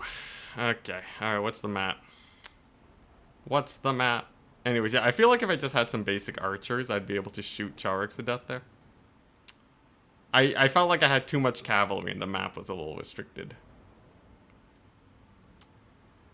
So... Alright, last match versus Pizu. It is going to be on Cursed Oasis. Whoop. Man, dude, Charix's Greenskins, what a menace. What a menace! Is my build finally on this channel with the Treb Max? We're close to it. Alright, so this is going to be Skaven. I think we can do something very similar here. Can they go for the same stall strat though, right? Like, do I want archers? Do I want archers? Do I need the Green Knight? Probably not. This map is much bigger, by the way, which I think is a massive advantage to us. And it probably wouldn't hurt us too much to have like some basic infantry clear. Like just some late game men-at-arm polearms with Grail Reliques. Though I'm pretty sure if I just spam archers, I think we already basically get there, so maybe I don't have to worry too much. Let's try it though. Do I want Alberic versus Skaven? He does speed up cavalry. He does get sniped a lot harder than good old Louis. Lewin has that sweet, sweet lion shield.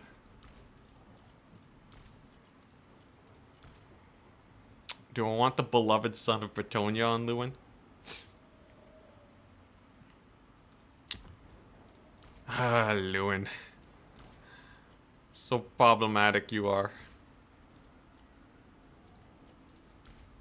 Alright, sure, let's try this out. Actually, you know what? Beloved Son of Bretonia is so close. I just want to try and squeeze it in. How do I squeeze it into this build? I can swap this guy for this guy, and then I can take Beloved Son. My Lewin's gonna get low on HP. I think that's basically guaranteed. Basically guaranteed.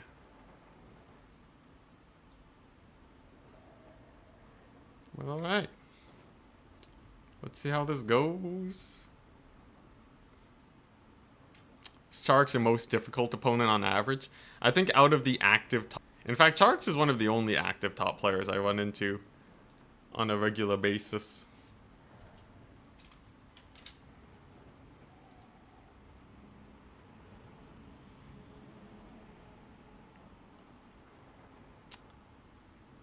Alright.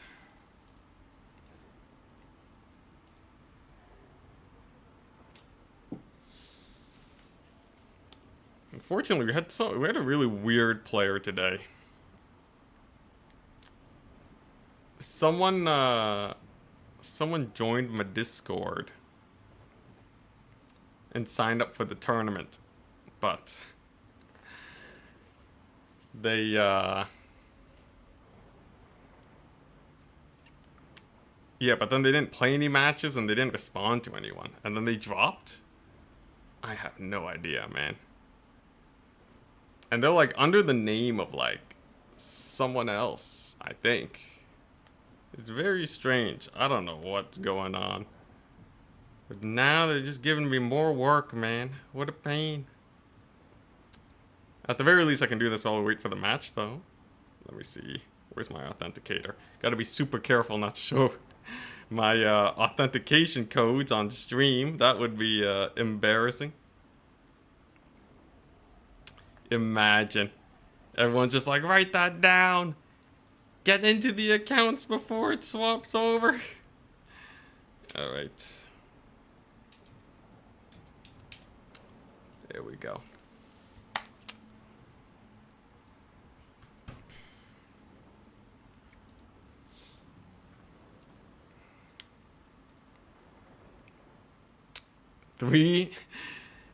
Yeah, wins 3 games. Versus Charix, 2 losses. What a menace. Hey, if I win this one though, I definitely make it to top 4, and then I should be able to qualify. I don't think anyone else is in the running for top 4 once I win this. We're fighting Pizu, who would be the runner-up.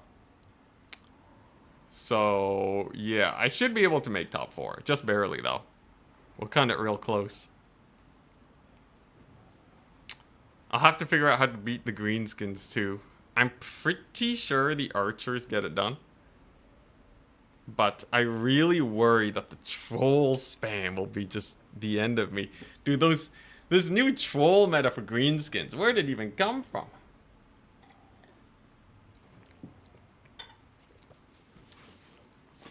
Came out of nowhere. And it's old meta too. Like, this is literally just troll spam and Grom the Paunch for ITP. This is Warhammer 2 meta. They took it out of the time capsule and they're like, wait a second, this is still insane. Yeah, maybe I should do Troll Max and Greenskins. It's strong, but it's also not like devastatingly strong. We serve the king. At the end of the day, thankfully, if my Trebuchet build is on the verge of beating it, it means that Troll Maxing is like at most an A tier strategy. You can't really push past that. Thank goodness. Ready, good luck, have fun. Alright, let's do it. I'm ready. Oh, I'm ready.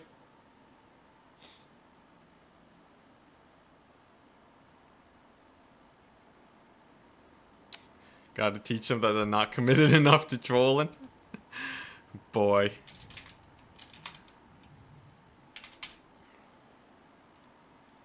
Alright, face me. Face me, brother. This should be fine. I got a million Trebs, as per usual. We have a vast quantity of mounted yeomen. 20 units. 5, 5, 5, 3, 4. He has 1 stealth unit. I'm gonna guess it's the Natty Boobos, based off the purple projectiles being shot towards me as I speak. That's fine. That's actually totally fine. So he only has 1 range unit. That's pretty good. Cav Max is quite strong against such a wide line of Skaven 2. So essentially all I gotta do is spam an absurd amount of cavalry. And then we're good. These are non-chevron trebuchets, by the way. Because I needed the money to get Lewin in here. Does he have an air net? He does. So he does have Warp Gale. He does have the Giselles plonking away. But I have a triple cap. I'm going to use this hill over here to line of sight him. And then I just got to slowly pick apart this formation. Same strategy as the usual. Now, because this is very similar to that greenskin build, I'm going to need a little bit more goading power. Gonna need him to actually get him to advance towards me to give my cavalry opportunities. So it's very important that we go ahead and get at least one archer in here to start plonking away. Otherwise, we'll just have that greenskin game all over again, and obviously I'm not looking for that. Alright, so let's see how this goes. First things first, cycle charging. Obviously my cavalry is very good at that. As you can see, Skaven are made out of paper mache and hopes and dreams. So they are getting punished pretty hard for that. The Jezzails, we're also not entirely sure where they are just yet. Whoop, gotta get the archers in there. But obviously I don't want to take any crazy engagements right now. We're mostly just getting whatever free picks we can. The Jezzails, you know, maybe they'll get away, that's fine. What's going to be great for us, though, is this little debuff. If we can pop it. No, he's retreating the Rat Ogres. Okay, smart. Okay, so I'll go for this one instead. A little bit of Warp Lightning. Gonna get a little bit of damage. I get a very partial dodge. But overall, still pretty good for us. Skaven Slaves are good for this, by the way. They simply do not have the mass to hold up. And now I can get my caster, so... She's just the typical healer. She's going to be for my cavalry. More than anything else. Interesting. Just the one wolf rat over there. I can think about rotating. And then, like, what's it going to do? Rush down this archer? That would be insane. You definitely don't want to do that. So, I think we're just going to get free archer damage for the next little while, right? Obviously, the Jezzails will be continuously poking me. But I think this is still an absolute... win for me. Whoop. Thank goodness I caught that one. He's still gonna hit it though. Good damage too, wow. If I keep knights near them, at least they won't rout. And for the Jezzails, I can think about maybe diving them with Lewin. Maybe. Though, honestly, they're not getting that much damage anyways. So I think it's fine. I do lose the archers though, unfortunately. But I'm about to get a big ol' rat ogre pick, so no complaints for me. I actually still have more tickets than my opponent because his advance over here was really slow. I would say this is going amazing, though that's what I said about the game versus Charix, and it did not end amazingly. So I gotta stay on my toes here. Big thing is just making sure that the trebuchets just keep plonking away, farming that valley. He doesn't have ITP, though. No Grom the Paunch, thank goodness. And now we're seeing more opportunities open up for us. So that's pretty good. And the archers are back. Very nice. So what's he gonna do? I have too much DPS. One Jezzail is not going to swing the value in his favor here. At least it shouldn't. I would be very surprised if it did. Well, maybe me throwing away some cavalry will. That's gonna make life a little bit difficult for us, but still, I think we're good. I just have to be super careful about the Rattling Gunners. I do lose a unit of cav, though. I wonder if my artillery can shoot into that and maybe get some work done. How are these guys doing? Oh, they're actually holding up surprisingly well. This is why we have the archers, though. Trust in the archers. They shall farm. Lewin actually kind of wants to take damage, by the way. Wait a second. I should definitely kill the Teeth Breakers. That's hella value. And it's so far just shaping up to be a long, slow, grindy-esque kind of game, right? Value trading is actually pretty slow on my part, though, surprisingly enough. We're gonna have to accelerate it at least slightly if we want to win this. I think I might just let the Jezzails use all their ammunition. Okay, and I have to be super careful I don't run out of stuff here. Okay, that's a decent heal. But yeah, I gotta be ready to resummon my boys soon enough. Honestly, the archers aren't getting amazing damage either, which kind of worries me. Though, I should be able to kill these guys. And I guess he's using a bit of magic for that too. It's not the end of the world. Some clan rat shields are going to be getting bullied a bit. Lewin might be able to just straight up kill his lord if we're lucky. My opponent is not playing nearly as tight as Charix. So you can see, like, that dive onto the artillery pieces there actually kind of screwed him. Ouch, that's gonna hurt, though.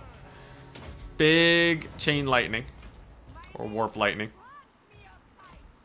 Alright, but there we go. Yet another Skaven unit bites the dust. His teeth breakers are taking very mild amounts of damage. Jezzails are out of ammunition, though, and he is forced to desummon. I think if I can secure this point, we're good. And it looks like it's actually fairly open.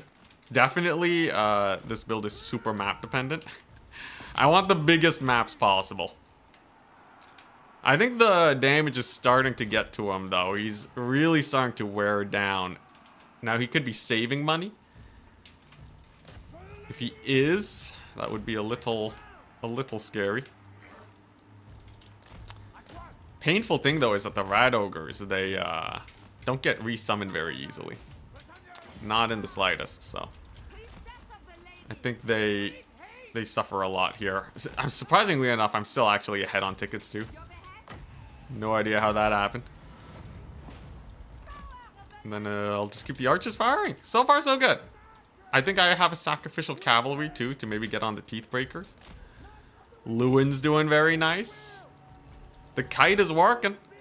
We're gonna get partial dodge here. Dang. Yeah, when those archers are shooting, they won't move while they're reloading for a couple seconds. That can really mess them up. Hey, this is good though. And we got our very elite cavalry now. Gotta make sure we don't throw them like last time. Lewin's just going to intentionally take damage right now. So we know Lewin's not gonna die in that blob. I would be extremely surprised if I somehow manage to lose Lewin here. But we want his buff on all my boys. We want as much melee attack as humanly possible, because now we're kind of on the cleanup game. Oh, gotta disengage from those guys. Are these summons? Yeah, they're summons. Okay, yeah. He dreaded 13th me. I see, I see. But yeah, there you go. We got Louis on the job. We still got the points captured. I have to be a little careful about this one, but as long as we pile in appropriately, I think we're good. I'll definitely want to disengage from this. Oh, we're about to get the buff, though. I just need a little bit more damage on Lewin. Weirdly enough. He just needs to take a little bit more deeps. Yes, there it is. Okay. And then we give him the Fizz Res. So that'll stop him from dying. But now my entire army has the son of Batonia, the beloved son of Batonia. Everybody has a crazy melee attack boost. Very nice. And that'll hopefully set us up for this kind of late game. A little bit of disruption over there. Doomflayers are actually kind of cooking. Let's see here. I think we start to use Lance Formation here too. Of course, we also got a D-summon. But, yeah, I think Skaven are just no Greenskins. The thing is, though, if the game was this close against a bunch of Skaven, it means that this build definitely still has a little bit of work to go. Because, in theory, I should not be getting this... it should not be this close at all, right? This is an exceptionally, you know, not one-sided game. When it definitely should have been pretty one-sided, with kind of like the army composition. He didn't really have a lot of great answers. So that does worry me a little bit. I think it's still not terrible. And maybe you take like a smaller number of trebuchets. Not entirely sure. Dude, the beloved son of Batonia proc though. I fall for that trap all the time where I'm like, hey, Lewin might die. And then, oh, whoopsies. Everybody's invincible. Definitely something you want to avoid. But a solid victory. Yeah, look at that. I don't know if I can get his lord at all. We'll see about that. But a victory. Get him, Lewin. Beat him up. Pile on in. I should be able to kill him here. There's the big debuff. I think if he dies, we're good. We're gonna stop that incessant ringing. There we go. Value trading says it's even. I don't trust that in the slightest, though.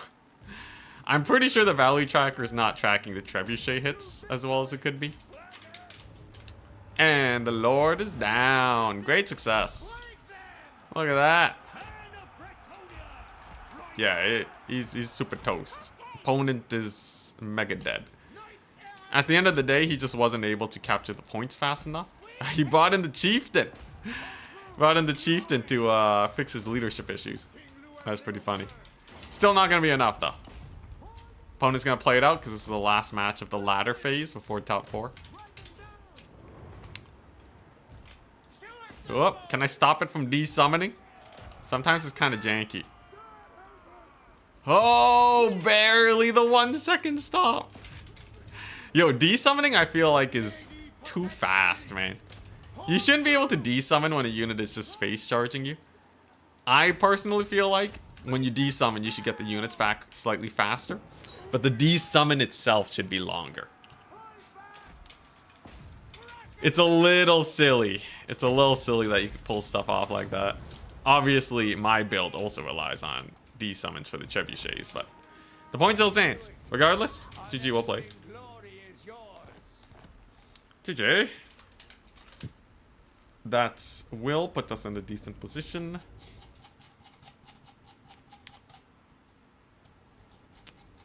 Alright.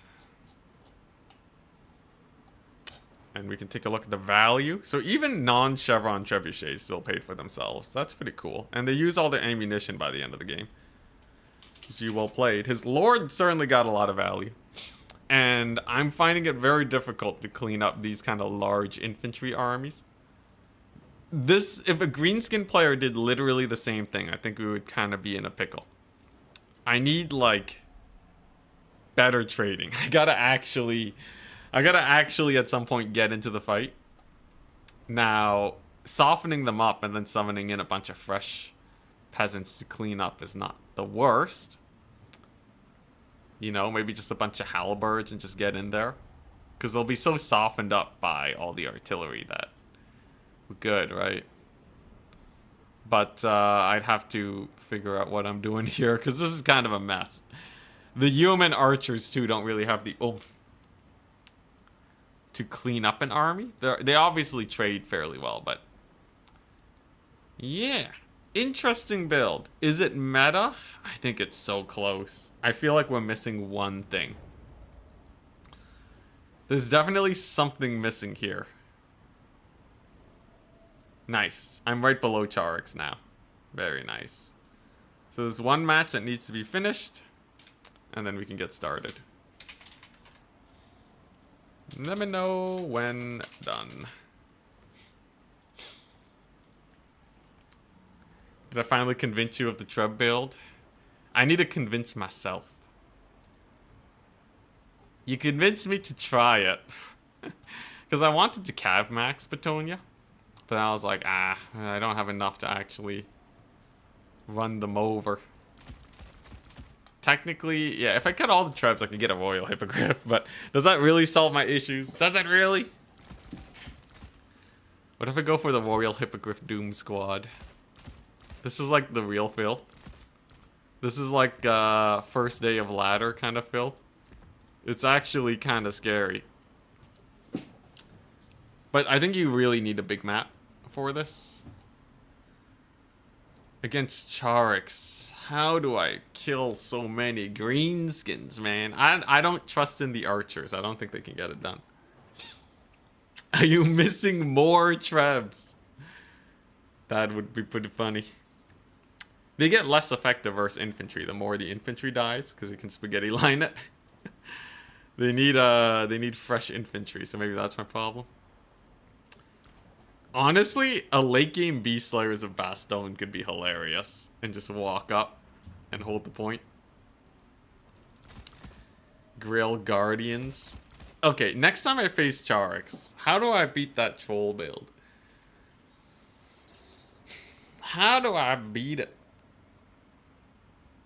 Triple Grail Guardian? Max Chevron? There's no way. They don't have the oomph. I would need Grail Knights to have the deeps to kill the trolls. He would Buna them. You can counter Buna with Aura of the Lady. And then Regrowth. Use Blessed Trebs. They are the key to victory. Yeah, Beast Slayers can do a good job. I could just like try and hard counter him with fire arrows. Green Knight. Green Knight's pretty good. Greenskin Cavalry is pretty slow on the attack, so you can kind of just counterpunch them. Though they do trade fairly well into your basic cav. Because they're so armor piercing.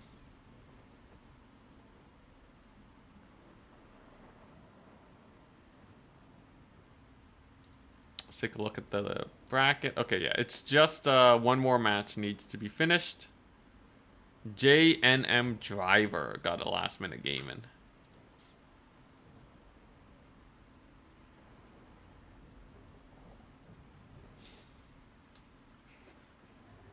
Blessed Trebuchet in reserve.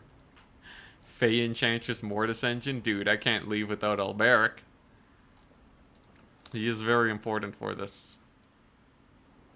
With Charix, okay, obviously on a massive map, I think we actually are really fine with the mobility.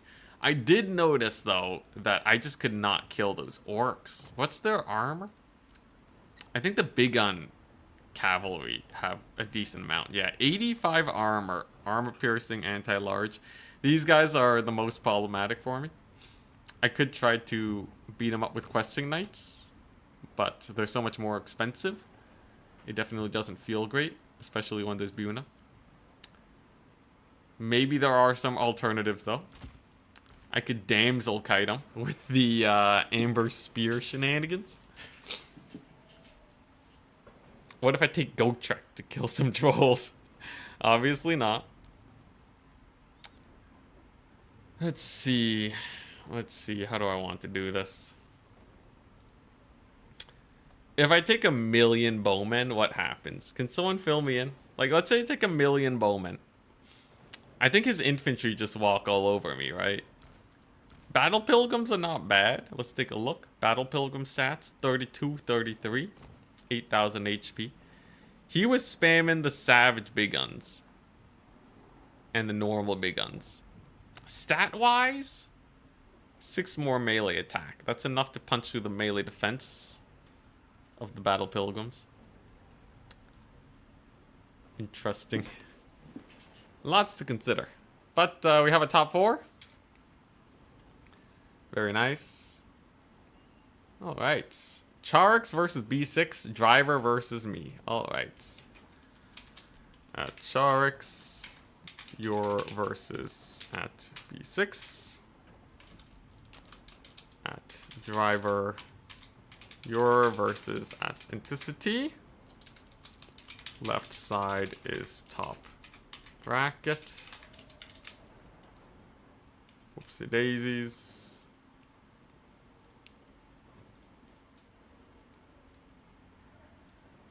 Alright, here we go.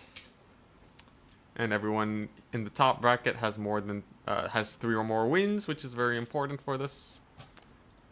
And for the maps, that's this 5-day ladder tournament. The maps is Cursed Oasis and Dust Bowl.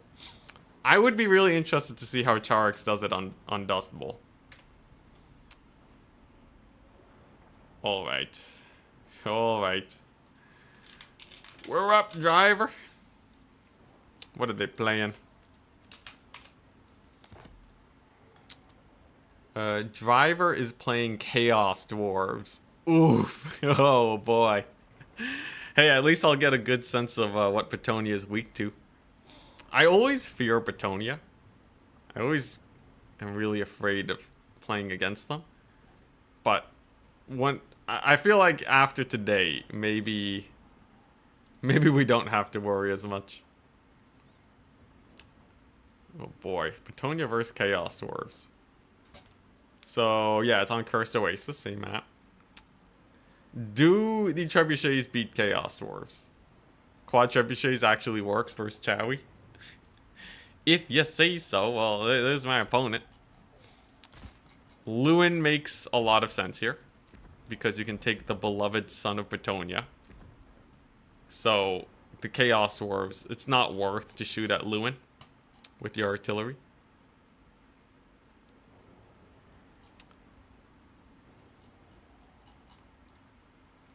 How does this matchup play out, though? Chaos Dwarves are weird.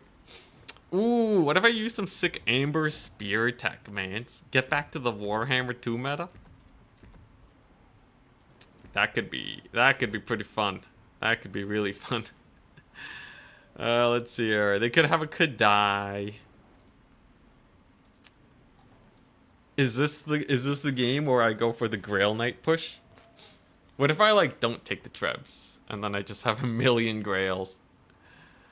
I think it would not be that terrible actually. But you really got to be careful. Maybe I can do like a slow build up to Grails. What's better, Grail Guardians or Grail Knights? Grail Knights have the anti-large armor piercing. I think that's better because we want the hammer, not the anvil. For Chaos Dwarves, their Kadai are the real pains in the butts. So if I can just bully them, I think we're good. Do I want mounted human archers? If I'm playing Chaos Dwarves and I see human archers, am I bothered? If I see Marauder Horsemen, it's super annoying. Mounted human archers are kind of like Marauder Horsemen, so maybe? I'll give it a hard maybe. Does this build fill me with confidence? Well, I don't know about that. Maybe I won't go that far. This is heavily relying on the Grail Knight's ability to clean up here. If he's chaff spamming, that's not an issue. If he spams warriors, in theory the Trebuchets cook. What other Chaos Dwarf builds are there? Like, they can spam Hobgoblins, right? Is anyone in their right mind gonna spam Hobgoblins versus Petonia, though? Maybe not. Maybe not. So, wow. This is a weird build. This is... I don't know if I feel good about this, guys. If he spams artillery, though, I should be able to capture the points. And it'd be too slow, right? Oh boy. Oh boy, I'm really feeling the limitations of Petonia. I want people to play Petonia versus me in tournaments now. This feels like garbage, man. Maybe if I had just God tier micro 24/7, no slip-ups, I could make this build work. But the Cav Max does not feel powerful. Despite Petonia obviously being a very cavalry-focused faction. But alright, here's the play. Capture this first point super fast before the artillery can kill me, and then swing to the flanks to get the other points. Lewin's got the beloved son. We love Louis. Let's see. Ready. Good luck, have fun. Yeah, he's got the beloved son. And the idea is, if there's like some death shrieks, we just let them shoot at Lewin. Get the thing procced. And then we're good. Beloved Son of Petonia is basically the anti-kite. Right? And that... it lets Lewin do a lot more. Because, like, obviously our opponent can just not shoot at Lewin. But when you're not shooting at the man, he can get so much done. Now we're going to see double Iron Demon. And a Kadai Destroyer. Alright. We're going to see an Overseer. Interesting.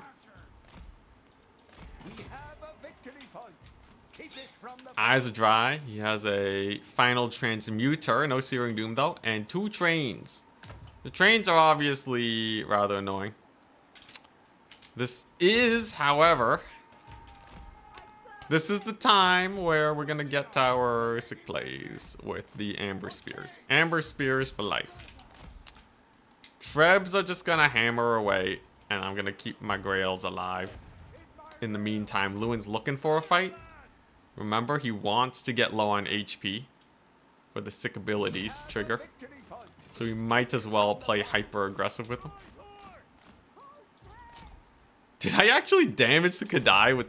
Holy crap, I think a couple of rocks hit the Kadai. It took a lot of damage. Surprise, surprise. Okay, and the hard part here is getting good Amber Spears. I don't know. It's been a while. That's all I'll say. Maybe we can kill his Lord if we're lucky. Yeah, I believe I just want to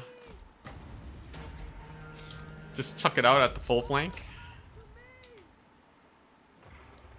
Half HP. Worth, man. Super worth. Are you kidding me? Alright, nice. Then we go to bully the Overseer. Little caster over here is going to be helping out. And I can start moving in the Yeoman. Very nice. Overseer is taking massive damage. He hates us. Now, obviously, he's designed to be resummoned. I don't think my opponent's sweating too hard about a little bit of Overseer damage. But value is still value. And soon enough, we will have yet another Grail Knight at our disposal. I have capture weight on the point. Very good. Okay, and then I just gotta flank these dwarves a little bit.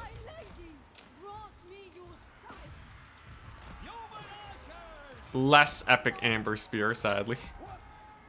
Much less epic. As always, Lewin is looking for that fight. He's trying to get injured here. To the best of his capabilities. Okay, Grails are getting in there. Now, I gotta babysit these guys super hard, because they don't have no healing, which makes everything much more concerning. Ooh, I think I'm seeing a couple warriors that are about to terror out, though. Beloved Son should be proccing very soon. There it is, alright. And then we disengage with Lewin before he dies. Don't you dare out. Jeez. Alright, kind of terrifying. But we saved him. And we saved the point. That's good. And then I can use my knights over here. And then we're going to see if my opponent misplays. Lewin! Lewin! Oh, okay, they're pivoting. I guess that's fine. So Lewin doesn't heal anymore. That's bad. That's bad and embarrassing. This one damsel, though, is keeping these fire glaives busy. Look at them just pivoting all the time. As long as they're not shooting at my boys, we're okay. Now, obviously, we lose the healing on Lewin, which is going to be a little unfortunate. But, think about it. Think about it. For just a second. Is that really an issue? Because now I have a permanent army-wide buff. I get a bunch of free melee attack. Forever. Because he's not healing. Oh, boy. Yeah, that's going to be a little awkward. Here, plan B. I'm just going to get the points first. We're going to see what we can get done with the Amber Spears. I see a little bit of potential over here, maybe. And Lewin's just going to stay out of trouble for the next 50 years. Amber Spear worked out great. Love to see it. Can we get the capture, though? We'll see. It's fine. I can babysit Lewin. He'll be fine. We're still ahead on tickets, too, by the way. Very nice to see. Big route over there. And if I can even hold this for, like, half a second, we're good. Because it buys so much time for my trebuchets to bully, like, these fire glaives. You know, if they're terrified of Amber Spear, too, it's generally a good thing. Let's just not overstay our welcome.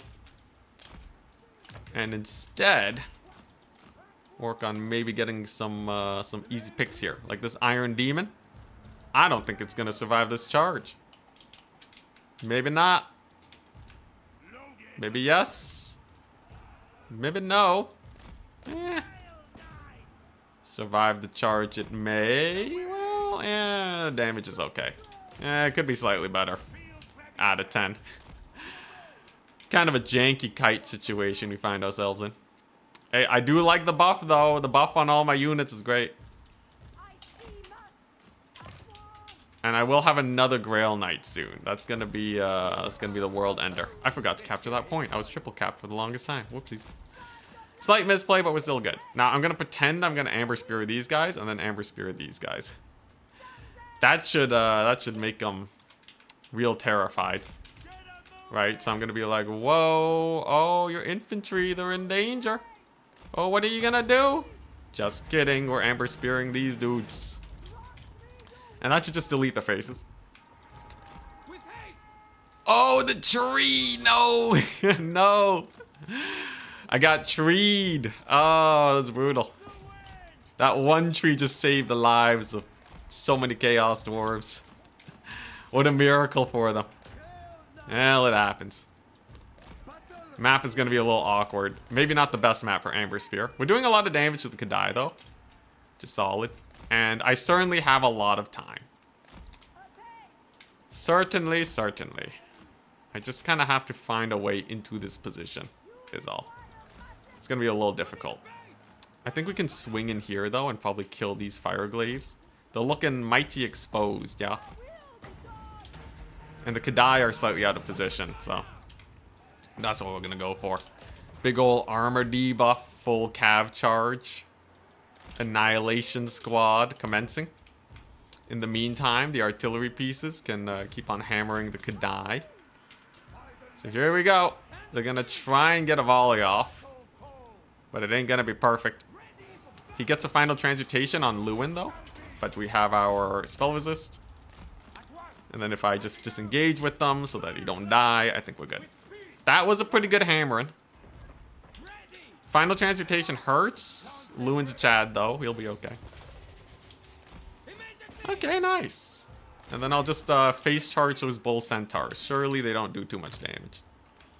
I also have some armor-piercing cavalry at hand, too. Bull centaurs do a lot of damage to my poor guys, actually. Not ideal, not ideal. I am noticing the dwarven units are starting to run a little thin, at least. But, yeah, Lewin's bleeding a little hard. I don't know how I feel about Louis. Would have been real nice to have a little bit of extra HP on the guy, but what can you do? Someone's a skirmisher to try and finish the job. Won't let him, though. At least I'm gonna try and not let him. Oh, I might get wrecked here. I might get wrecked. Dude, this Kadai destroyer. Okay, now I'm kind of missing not having the... Oh boy, Lewin. My dude. My dude. Okay, Lewin may be dead. But the spirit burns on. With the de-summoning of the Trebs, I can simply re-summon Lewin. Alright, it'll be great. Oh boy, this ain't good. I'm gonna route off his lord. Maybe it's a lord for a lord situation. And maybe I get some free pickings here too on his skirmishers. I kind of want Lewin to die sooner rather than later, just so I can have him back a bit sooner. Okay. Gonna get some decent charges here. Gonna get decent amber spearage. Lewin is technically still alive. No one knows how. Okay. Oh, bull centaurs are taking a little bit of damage. Come on, Lewin. I need you to leave the map. Just die, my dude. Alright, new plan. Secure the middle. Secure the middle. I think he's overcommitted here. Lewin the Chad, he lives. Never mind. I don't need to resummon this guy. He's got 0 leadership in the dream. Okay, recover your vigor. Recover your vigor, my dude. These summon time. Alright. I'm gonna Amber Spear the Bull Centaurs. That should actually get a decent amount of damage. And if I can secure this point, we might be able to scrape a victory out of this. I'm gonna need to be fast, though. Kadai Destroyer is hot on my tails and obviously getting 1,000,000 damage. But we have the middle. Final Transmutation shall not be the end of me. Not this day. Okay, there we go. A little bit of a botched charge on my end, though. But point is secured. And I can start contesting points for a while. We're gonna play like a true trash goblin here. And just steal points. Just steal points. Technically, I win on a double cap. And I have another grail. Ah, hell yeah. Alright, that's the cleanup crew. Wait, I might actually be able to win this. It's not entirely impossible. It's still gonna be a little sketchy. Obviously, Lewin is bleeding. Really bad. There's Demon's Tongue over here. Great stuff. Great stuff. You'll love to see it. But, well... hopefully the Grails can kill it. A little bit of deeps. Ouch! What the crap was that? My Grail Knights! The garbage! They got absolutely Demon's Tongued. Oh, that's not good. How's Louis doing? Louis fine. He'll be okay. At 100 HP in a dream. I kind of need him to get work done here. Did he just die? I don't know if he just died or not. No, he shattered. Okay. Alright. I'm still getting the buffs then. Oh, Nelly. Oh, Nelly. This is going to be real sketchy, ain't it? Oh, crap. I got my caster off the point. And he got another final transmutation. Alright, here we go. Do I win? Oh, if I don't get this point, that would be the biggest tragedy in the history of tragedies. I got the point. Did I get it in time, though? I don't know. I don't know. I got a pretty sick Amber Spear on his Lord, though. Alright. That's actually not too bad if I can kill him. I don't know if I can, though.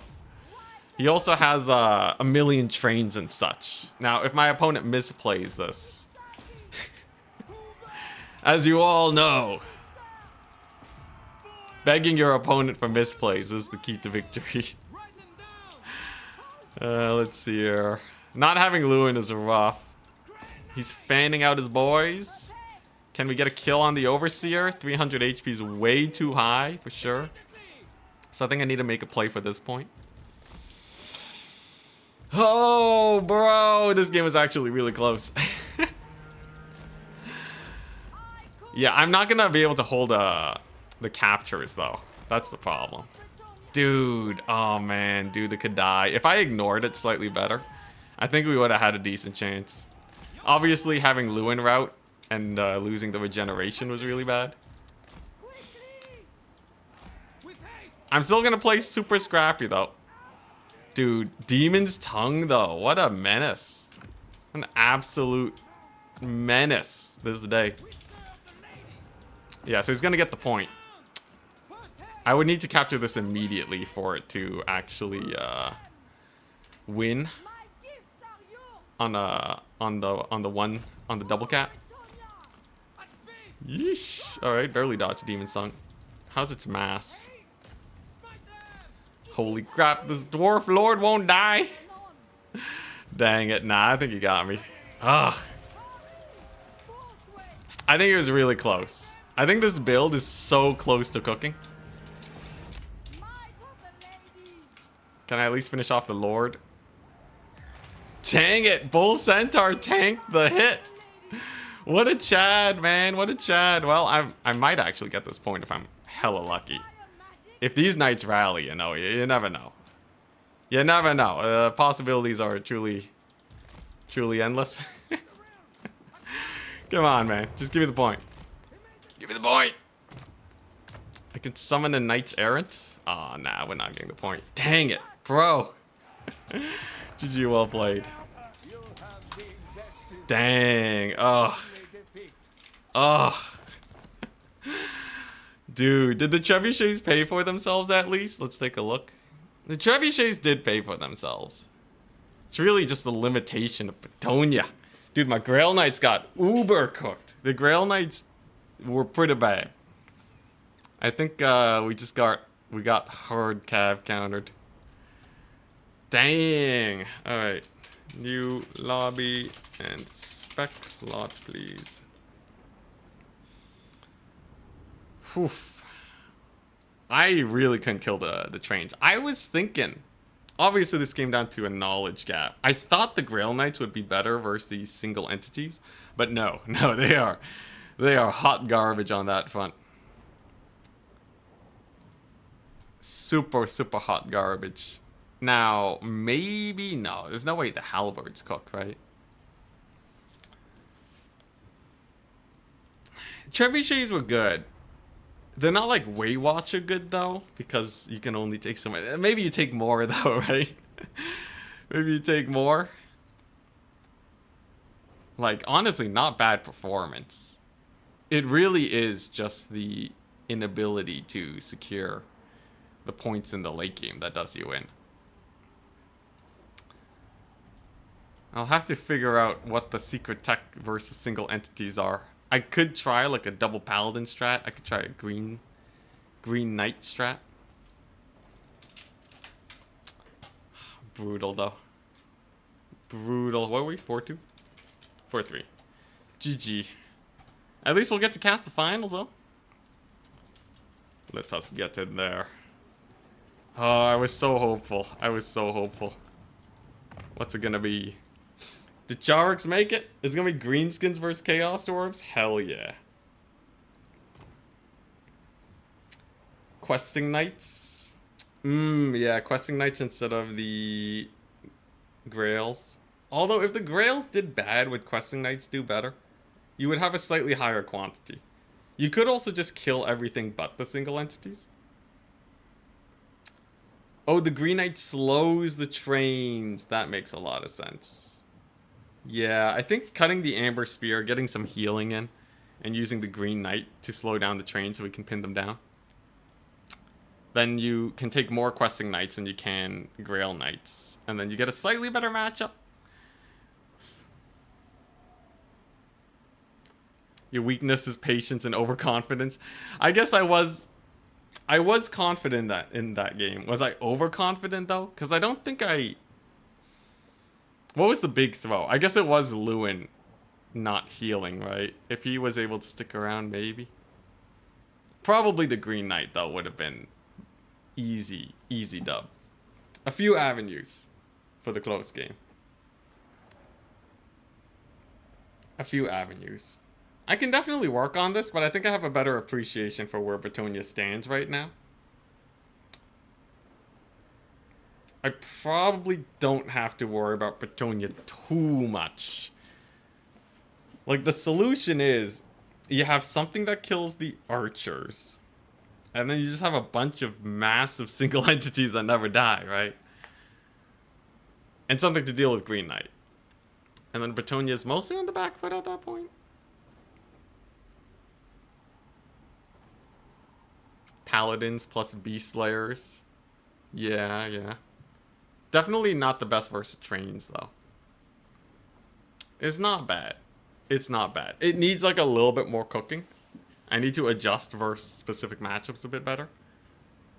I'd say I'm like 75% cooked with this build. Lost to a Destroyer, I know.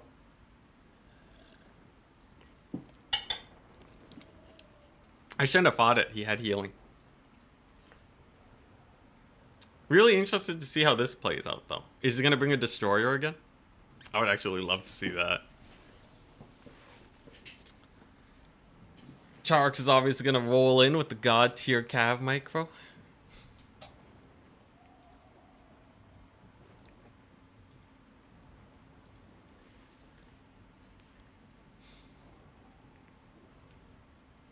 So what, you just always bring the Green Knight then? As your backup SC killer? Probably.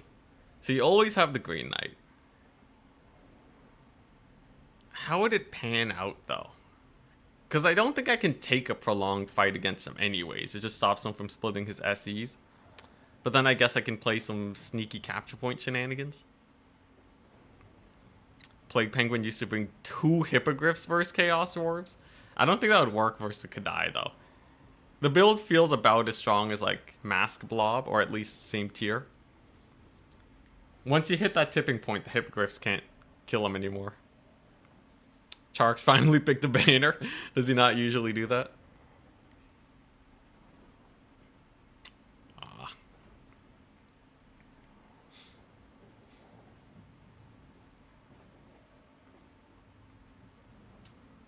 The game you tagged me in, you faced a really similar build. Interesting. But yeah, I think like I can get the build, you know, like this is better than Nurgle. This is certainly better than Nurgle. I can beat like, you know, mid-tier players, give high-tier players a little bit of a scrap.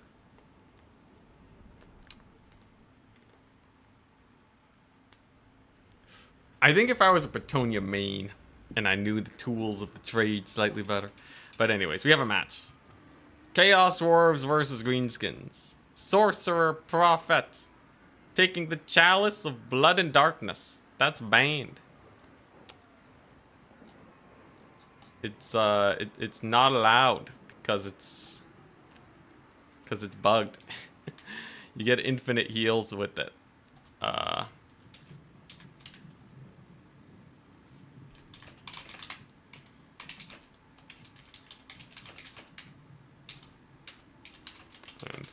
darkness is banned in my tournaments. It's bugged. Let me message Charix first. Just straight up took the banned item. Your opponent took a banned item. You can still play it out if you want. Or reset. Up to you.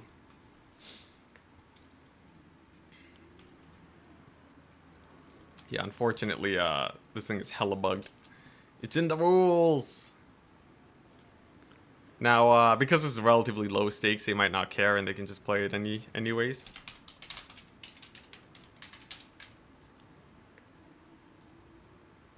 Okay, he wants to reset. Alright. Okay, you got reset. I knew it. Unending glory is Alrighty. You'll have to get rid of the item. So the way this works,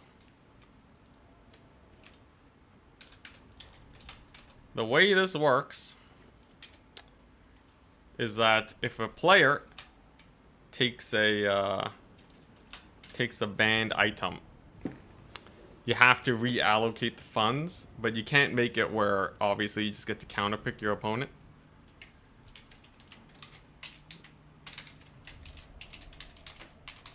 Gets to choose where your funds go for the lost item.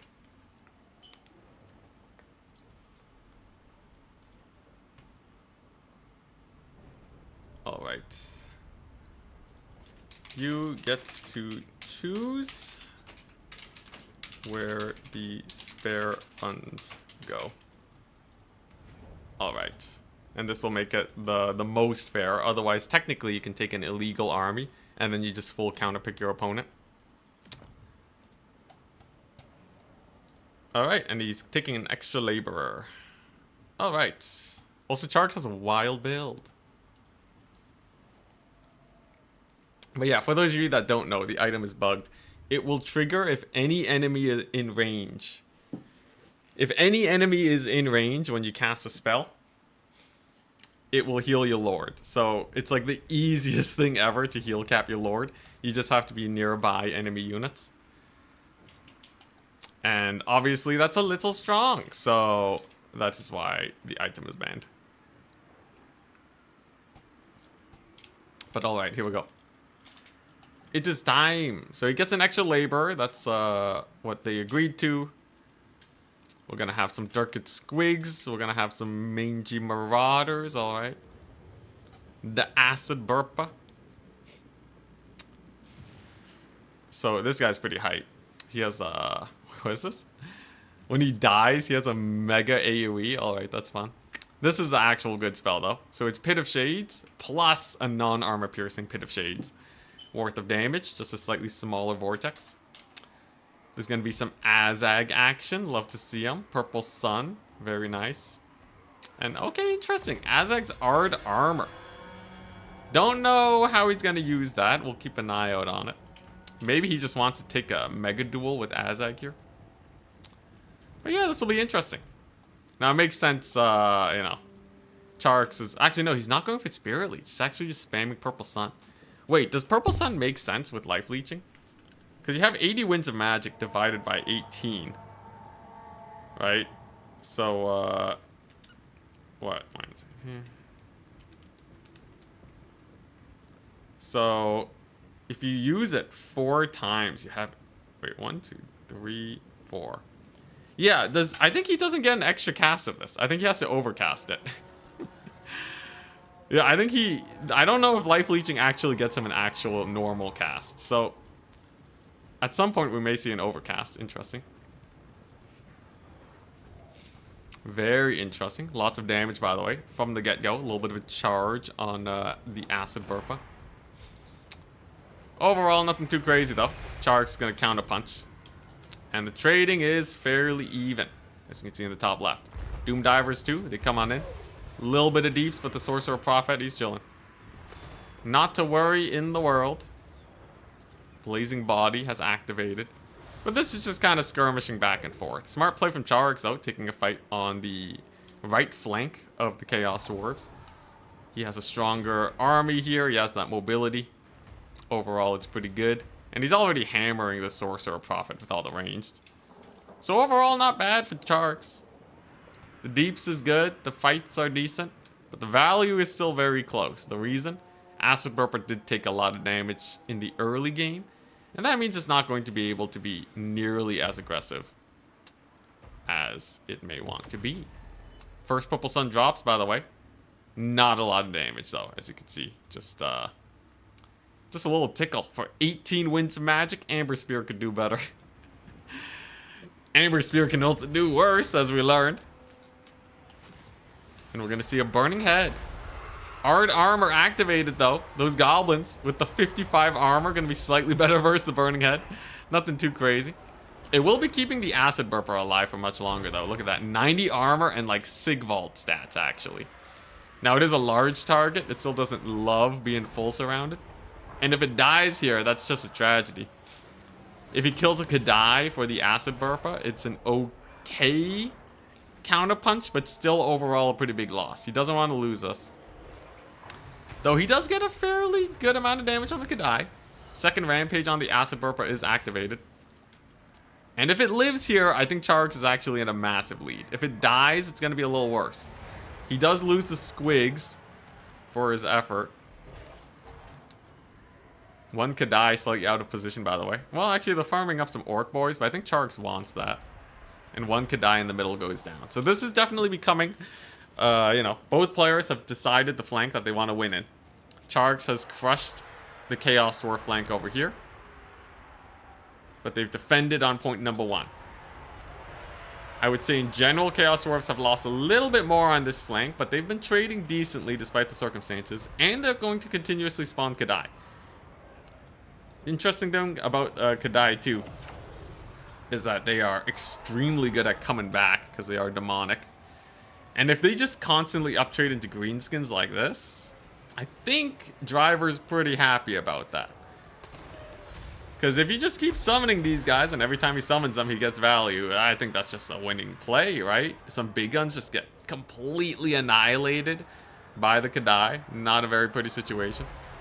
We got Azag over here. He's going to try and kill the Demon's Tongue. Potentially trying to get back some value, but I would say overall, the Greenskins not looking so good all of a sudden. Kadai are swarming the battlefield. We still got 2 here. And the Squig really is the only option against them. Doomdiver catapults are actually losing entities too. To, I don't even know what. What are they losing entities to? Is this guy like fireballing them and I'm not noticing? Interesting. Alright. Yeah, I think he might be. Honestly, pretty good play. Actually, Charx loses point number 2 quite decisively. Chaos Dwarves with the hard SE core. Got a nasty Sorcerer Prophet. He's on the run though. And you gotta remember, this guy can't heal anymore. So, it's gonna be a little bit nasty. Alright, every little bit of damage he takes is permanent. Greenskins do have the 1 capture point, so that means that there is still a lot of time, but overall I'd say Charx is in a little bit of an awkward situation. Now, value trading says he's still doing good. That's mostly Lord damage, and if he keeps it up, that's great for him. But look at that. You got the nigh unbreakable Kadai here. You got the nigh unbreakable Demon's Tongue. He actually lands on the Lord. What are you doing, Charx? Is this a misplay? Oh my god. No, the body block. The emergency purple sun on the Kadai. I think that's panic. He hit the panic button. Drops it like it's hot. Now it's going to do a decent amount of damage, actually, versus them. I think that may be an overcast. And he will get the Boar Boys in to save Azag. Very precarious situation, though. Sacrifices 450 gold for the possible save, but Azag is still getting worked on. He actually gets routed, and I think Charx may have actually just thrown there. The higher HP Azag getting debated by the Sorcerer Prophet. Not great at all. Yeah, Kadai are definitely keeping the Chaos Dwarves afloat. They are insanely strong, but wow, look at that. Mega misplay from the Charx. Azag is down. The train lives. And now he's going to have to figure out how to come back from this very precarious situation. There's not a lot of units overall for Charx. I'm pretty sure the value tracker is just... Well, I guess it's not entirely wrong. A lot of these guys are really beat up. But I really question, like, how is he going to kill the Lord? How is he going to kill these guys? All very sketchy. Hobgoblin charge, actually pretty painful versus Savage Orc Boys because they are unarmored. And the train blasting them with its -8 leadership. If they rout off, that'd be devastating. Doomdiver Catapult's doing the best, but this thing is nasty. Very, very strong right now. It still has 867 HP. Would be very low for something that routs. But for something that's unbreakable, it will feel surprisingly tanky. However, a little bit of a counterpunch. A little bit of cavalry summons. Cavalry is definitely the most swingy unit type in the game. They can lose you the game if they all die. They can win you the game if they can get the right engagements. And in this case, they do pick up a Kadai. They'll probably be able to pick up a Chaos Dwarf. And this is barely going to keep Charx in the game. However, he only has a handful of minutes to clean up shop. And that can be a little sketchy. I would say his main out currently is this one skirmisher. So the Mangy Marauders, the armor-piercing skirmishers, lots of damage, lots of potential.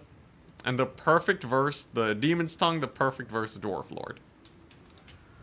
Chaos Dwarves are actually saving up for something. Maybe a train, we'll see. We shall see. It's looking a little sketchy. Oof, man, dude, that Demon's Tongue is actually cooking so hard. I should use the Demon's Tongue more. It does die eventually, but not before getting a massive amount of value. That's one target down, though. Here's the thing. Another one is now on the battlefield. Kadai number 2 has arrived, and they are rearing and ready to slaughter some Orc Boys. They have a lot of speed, 54, and the charge bonus. It looks like the Orc Boys are barely going to be playing keep away. They know if they get charged by these guys, they're dead.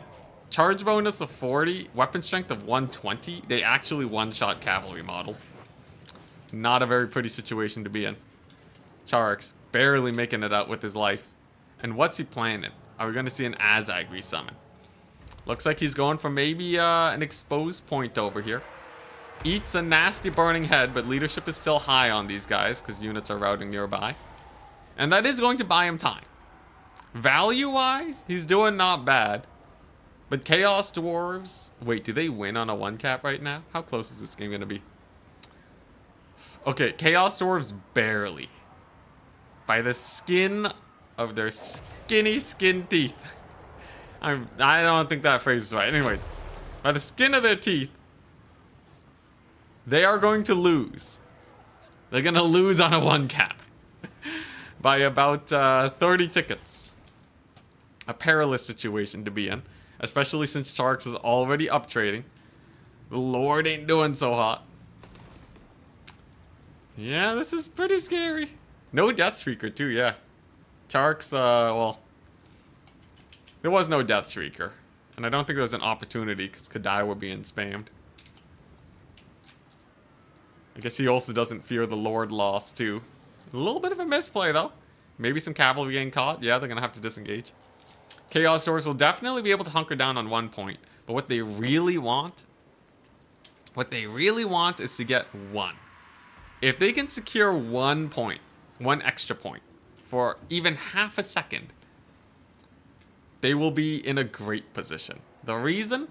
Because then they can hunker down on 1 point, and Charax has to triple cap. And then they can start making plays over here, right? Maybe sneak a point in, and Charax will start down trading. But this is just a mega surround over here. Definitely need a lot of work to route this off. Now, he does have Terror. He does have the Burning Head. Charax will secure it, though. Chaos Dwarves have a lot of time to play for value, however. And, oh, interesting. Okay, oh, I see, yeah. I thought they were going to move in the Lord to get the route. But Charax, saving the Wog to keep his guys there, and using the Skirmishers to stop the Lord from terror-routing this entire blob may have saved his butt. Doomdiver Catapult Wogs, too. I feel like Doomdiver Catapult should benefit from melee buffs. It's just launching gobos, but there you go. Skirmishers did rout off the Lord, and I think Charax is barely going to pull this one through. Going for the value plays in the late game. Chaos Dwarves were saving up, though. They brought in the Demon's Tongue, but I think Charax is about to bring in Azag. Now that he's realized that he's safe on points, he knows he has a lot of time, and he's just going to stabilize his leadership. As long as these guys don't all get terror routed immediately by the train, I think it's fine. Doesn't summon Azag, though. Okay, brings in the big guns. And there's a terror route. Okay, well, this actually might become a little bit sketchier. Now, I think he's still going to kill the Sorcerer Prophet. 52 life is not a lot. He just needs to right-click. Just need to get that 1 volley over there. I think he has Ferret Will turned on, so they're shooting the Hobgoblins. This guy's going to be off the battlefield either way, though, but I think you'd rather get him killed. Because then there's a permanent leadership debuff. Oh my goodness. This is Nailbiter, though. Oh, this is target fire, but... Oh, okay, 22 HP, he dies. Skirmishers will likely be caught and murdered, though. And you gotta remember, Chaos Dwarves, they're still fighting. They got the Bull Centaurs, the Hashwood Dark Ravagers, they got the Chaos Dwarves. And they got the train. No leadership for the Greenskins either. Right? So this thing's just gonna ultra cook their faces. Mass rout on the Greenskins, and the Chaos Dwarves are indeed going for the recap. I think Charax may have misplayed by not saving up for Azag. Because now, all of a sudden, I can't believe it. Both Lords are dead. What a slobber knocker. Oh my gosh. Insane play from both sides. JNM Driver coming in with a sick counterpunch. Look at this. Absolute annihilation with some crazy Demon Tongue plays. I can't believe it. Is Charax going to lose? Is JNM Driver going to take 2 top 3 players out in 1 tournament back-to-back? Crazy plays so far. Charax is still not completely out, but he's certainly in a bad position. He needs to recapture a point soon. And how is he going to do that? How are you going to do that when an Iron Demon's chilling? He's not even microing. Driver's just AFK. Does he think it's over? I don't know, man. I don't know, but it's looking like it's going to be a little sus. Charax gets a charge, though, with some Spider Riders. He's going to get a charge on the Hashwood Dark Ravagers. Pretty painful for them. But will he get a point? 1 Orc Boy on this point. That's not enough to capture this. Technically, they're getting like 1 ticket every 5 seconds, but that is not a lot. Train. Chilling. Holy crap. The audacity. This guy's not even moving. He's just chilling. Holy moly, those poor goblins. Shredded. To shreds, and no Azag to provide leadership. I thought we were going to see the Azag play. I thought Charax was just had it in the bag when he got those Kadai surrounded. But they really held on for a while, and now there's a triple cap. I think that's it. I think Driver actually just beat Charax's Greenskins with the sick Chowie play. I can't believe it, though. Now, Charax obviously did make a misplay with Azag a little early on. But you also got to remember, this is not Driver's optimized build. They accidentally took a banned item, and they had to get a slightly suboptimal build. if they knew about that and actually adjusted for it, it could have been even scarier. Could have been even scarier. Very well played by Driver. Dang. Yeah. Holding any point as Greenskins with Terror on the field is rough. He got a good play on the Squig too. Squig still got a lot of value. The Mangy Marauders got absurd value. They really cooked. But look at this. Kadai number 1 paid for itself. This one halfway through. This one, I think it got summoned twice. The Demon's Tongue did technically die. Got the resummon. Came in and cooked. And I think there was not much else to be had. Just a solid melee Chaos Dwarf build. Very melee, actually. He got the sneaky gits going on. What's the range in this? Holy moly. He has 3 range units. No, 4 range units. He has the 1 Fireglaive, the Bull Centaurs, Oglicons, and the Demon's Tongue. This one's more of a hybrid. More of a melee anyways. In fact, and these 3 are hybrid. Crazy. Crazy. Well played. Go ahead and message them at Driver. Congrats on the win. You'll get the tournament win shortly. Very well played. You don't see a sick Chaos Dwarf play like that every day. That's solid. Love to see it. I think I would have loved to see what would have happened if Azag lived. But then, of course, like, Driver's Lord also died. Oh my goodness. Do you guys think this is Chaos Dwarf favorite? It seemed like Charks didn't have that many solutions. Also, Trizik, yeah. Message when you can get that tournament point. Thanks. Yeah, not bad though. Oh, nice. Already done. Beautiful. Look at this guy. Yeah, train 2 strong. Yeah. Chaos Dwarves are really good versus factions that don't have cannons. I think that's basically the gist of it. Rip Azag. I know, man. So was it intentional, or did you accidentally give him an attack command? We must know. We must know. Because it looked like maybe you could have killed the Lord, but then the train just uber body blocked him. You're a Greenskin main, and your friend keeps bringing triple Kadai Fireborn with guns and trash every few games. I can't figure out how to neutralize the Fireborn. I think that makes sense. Fireborn are super weak to cannons, but you don't got no cannons. Seems like it may just be rough. What if you spam trolls? Can you go troll spam? I feel like it might not actually be that bad.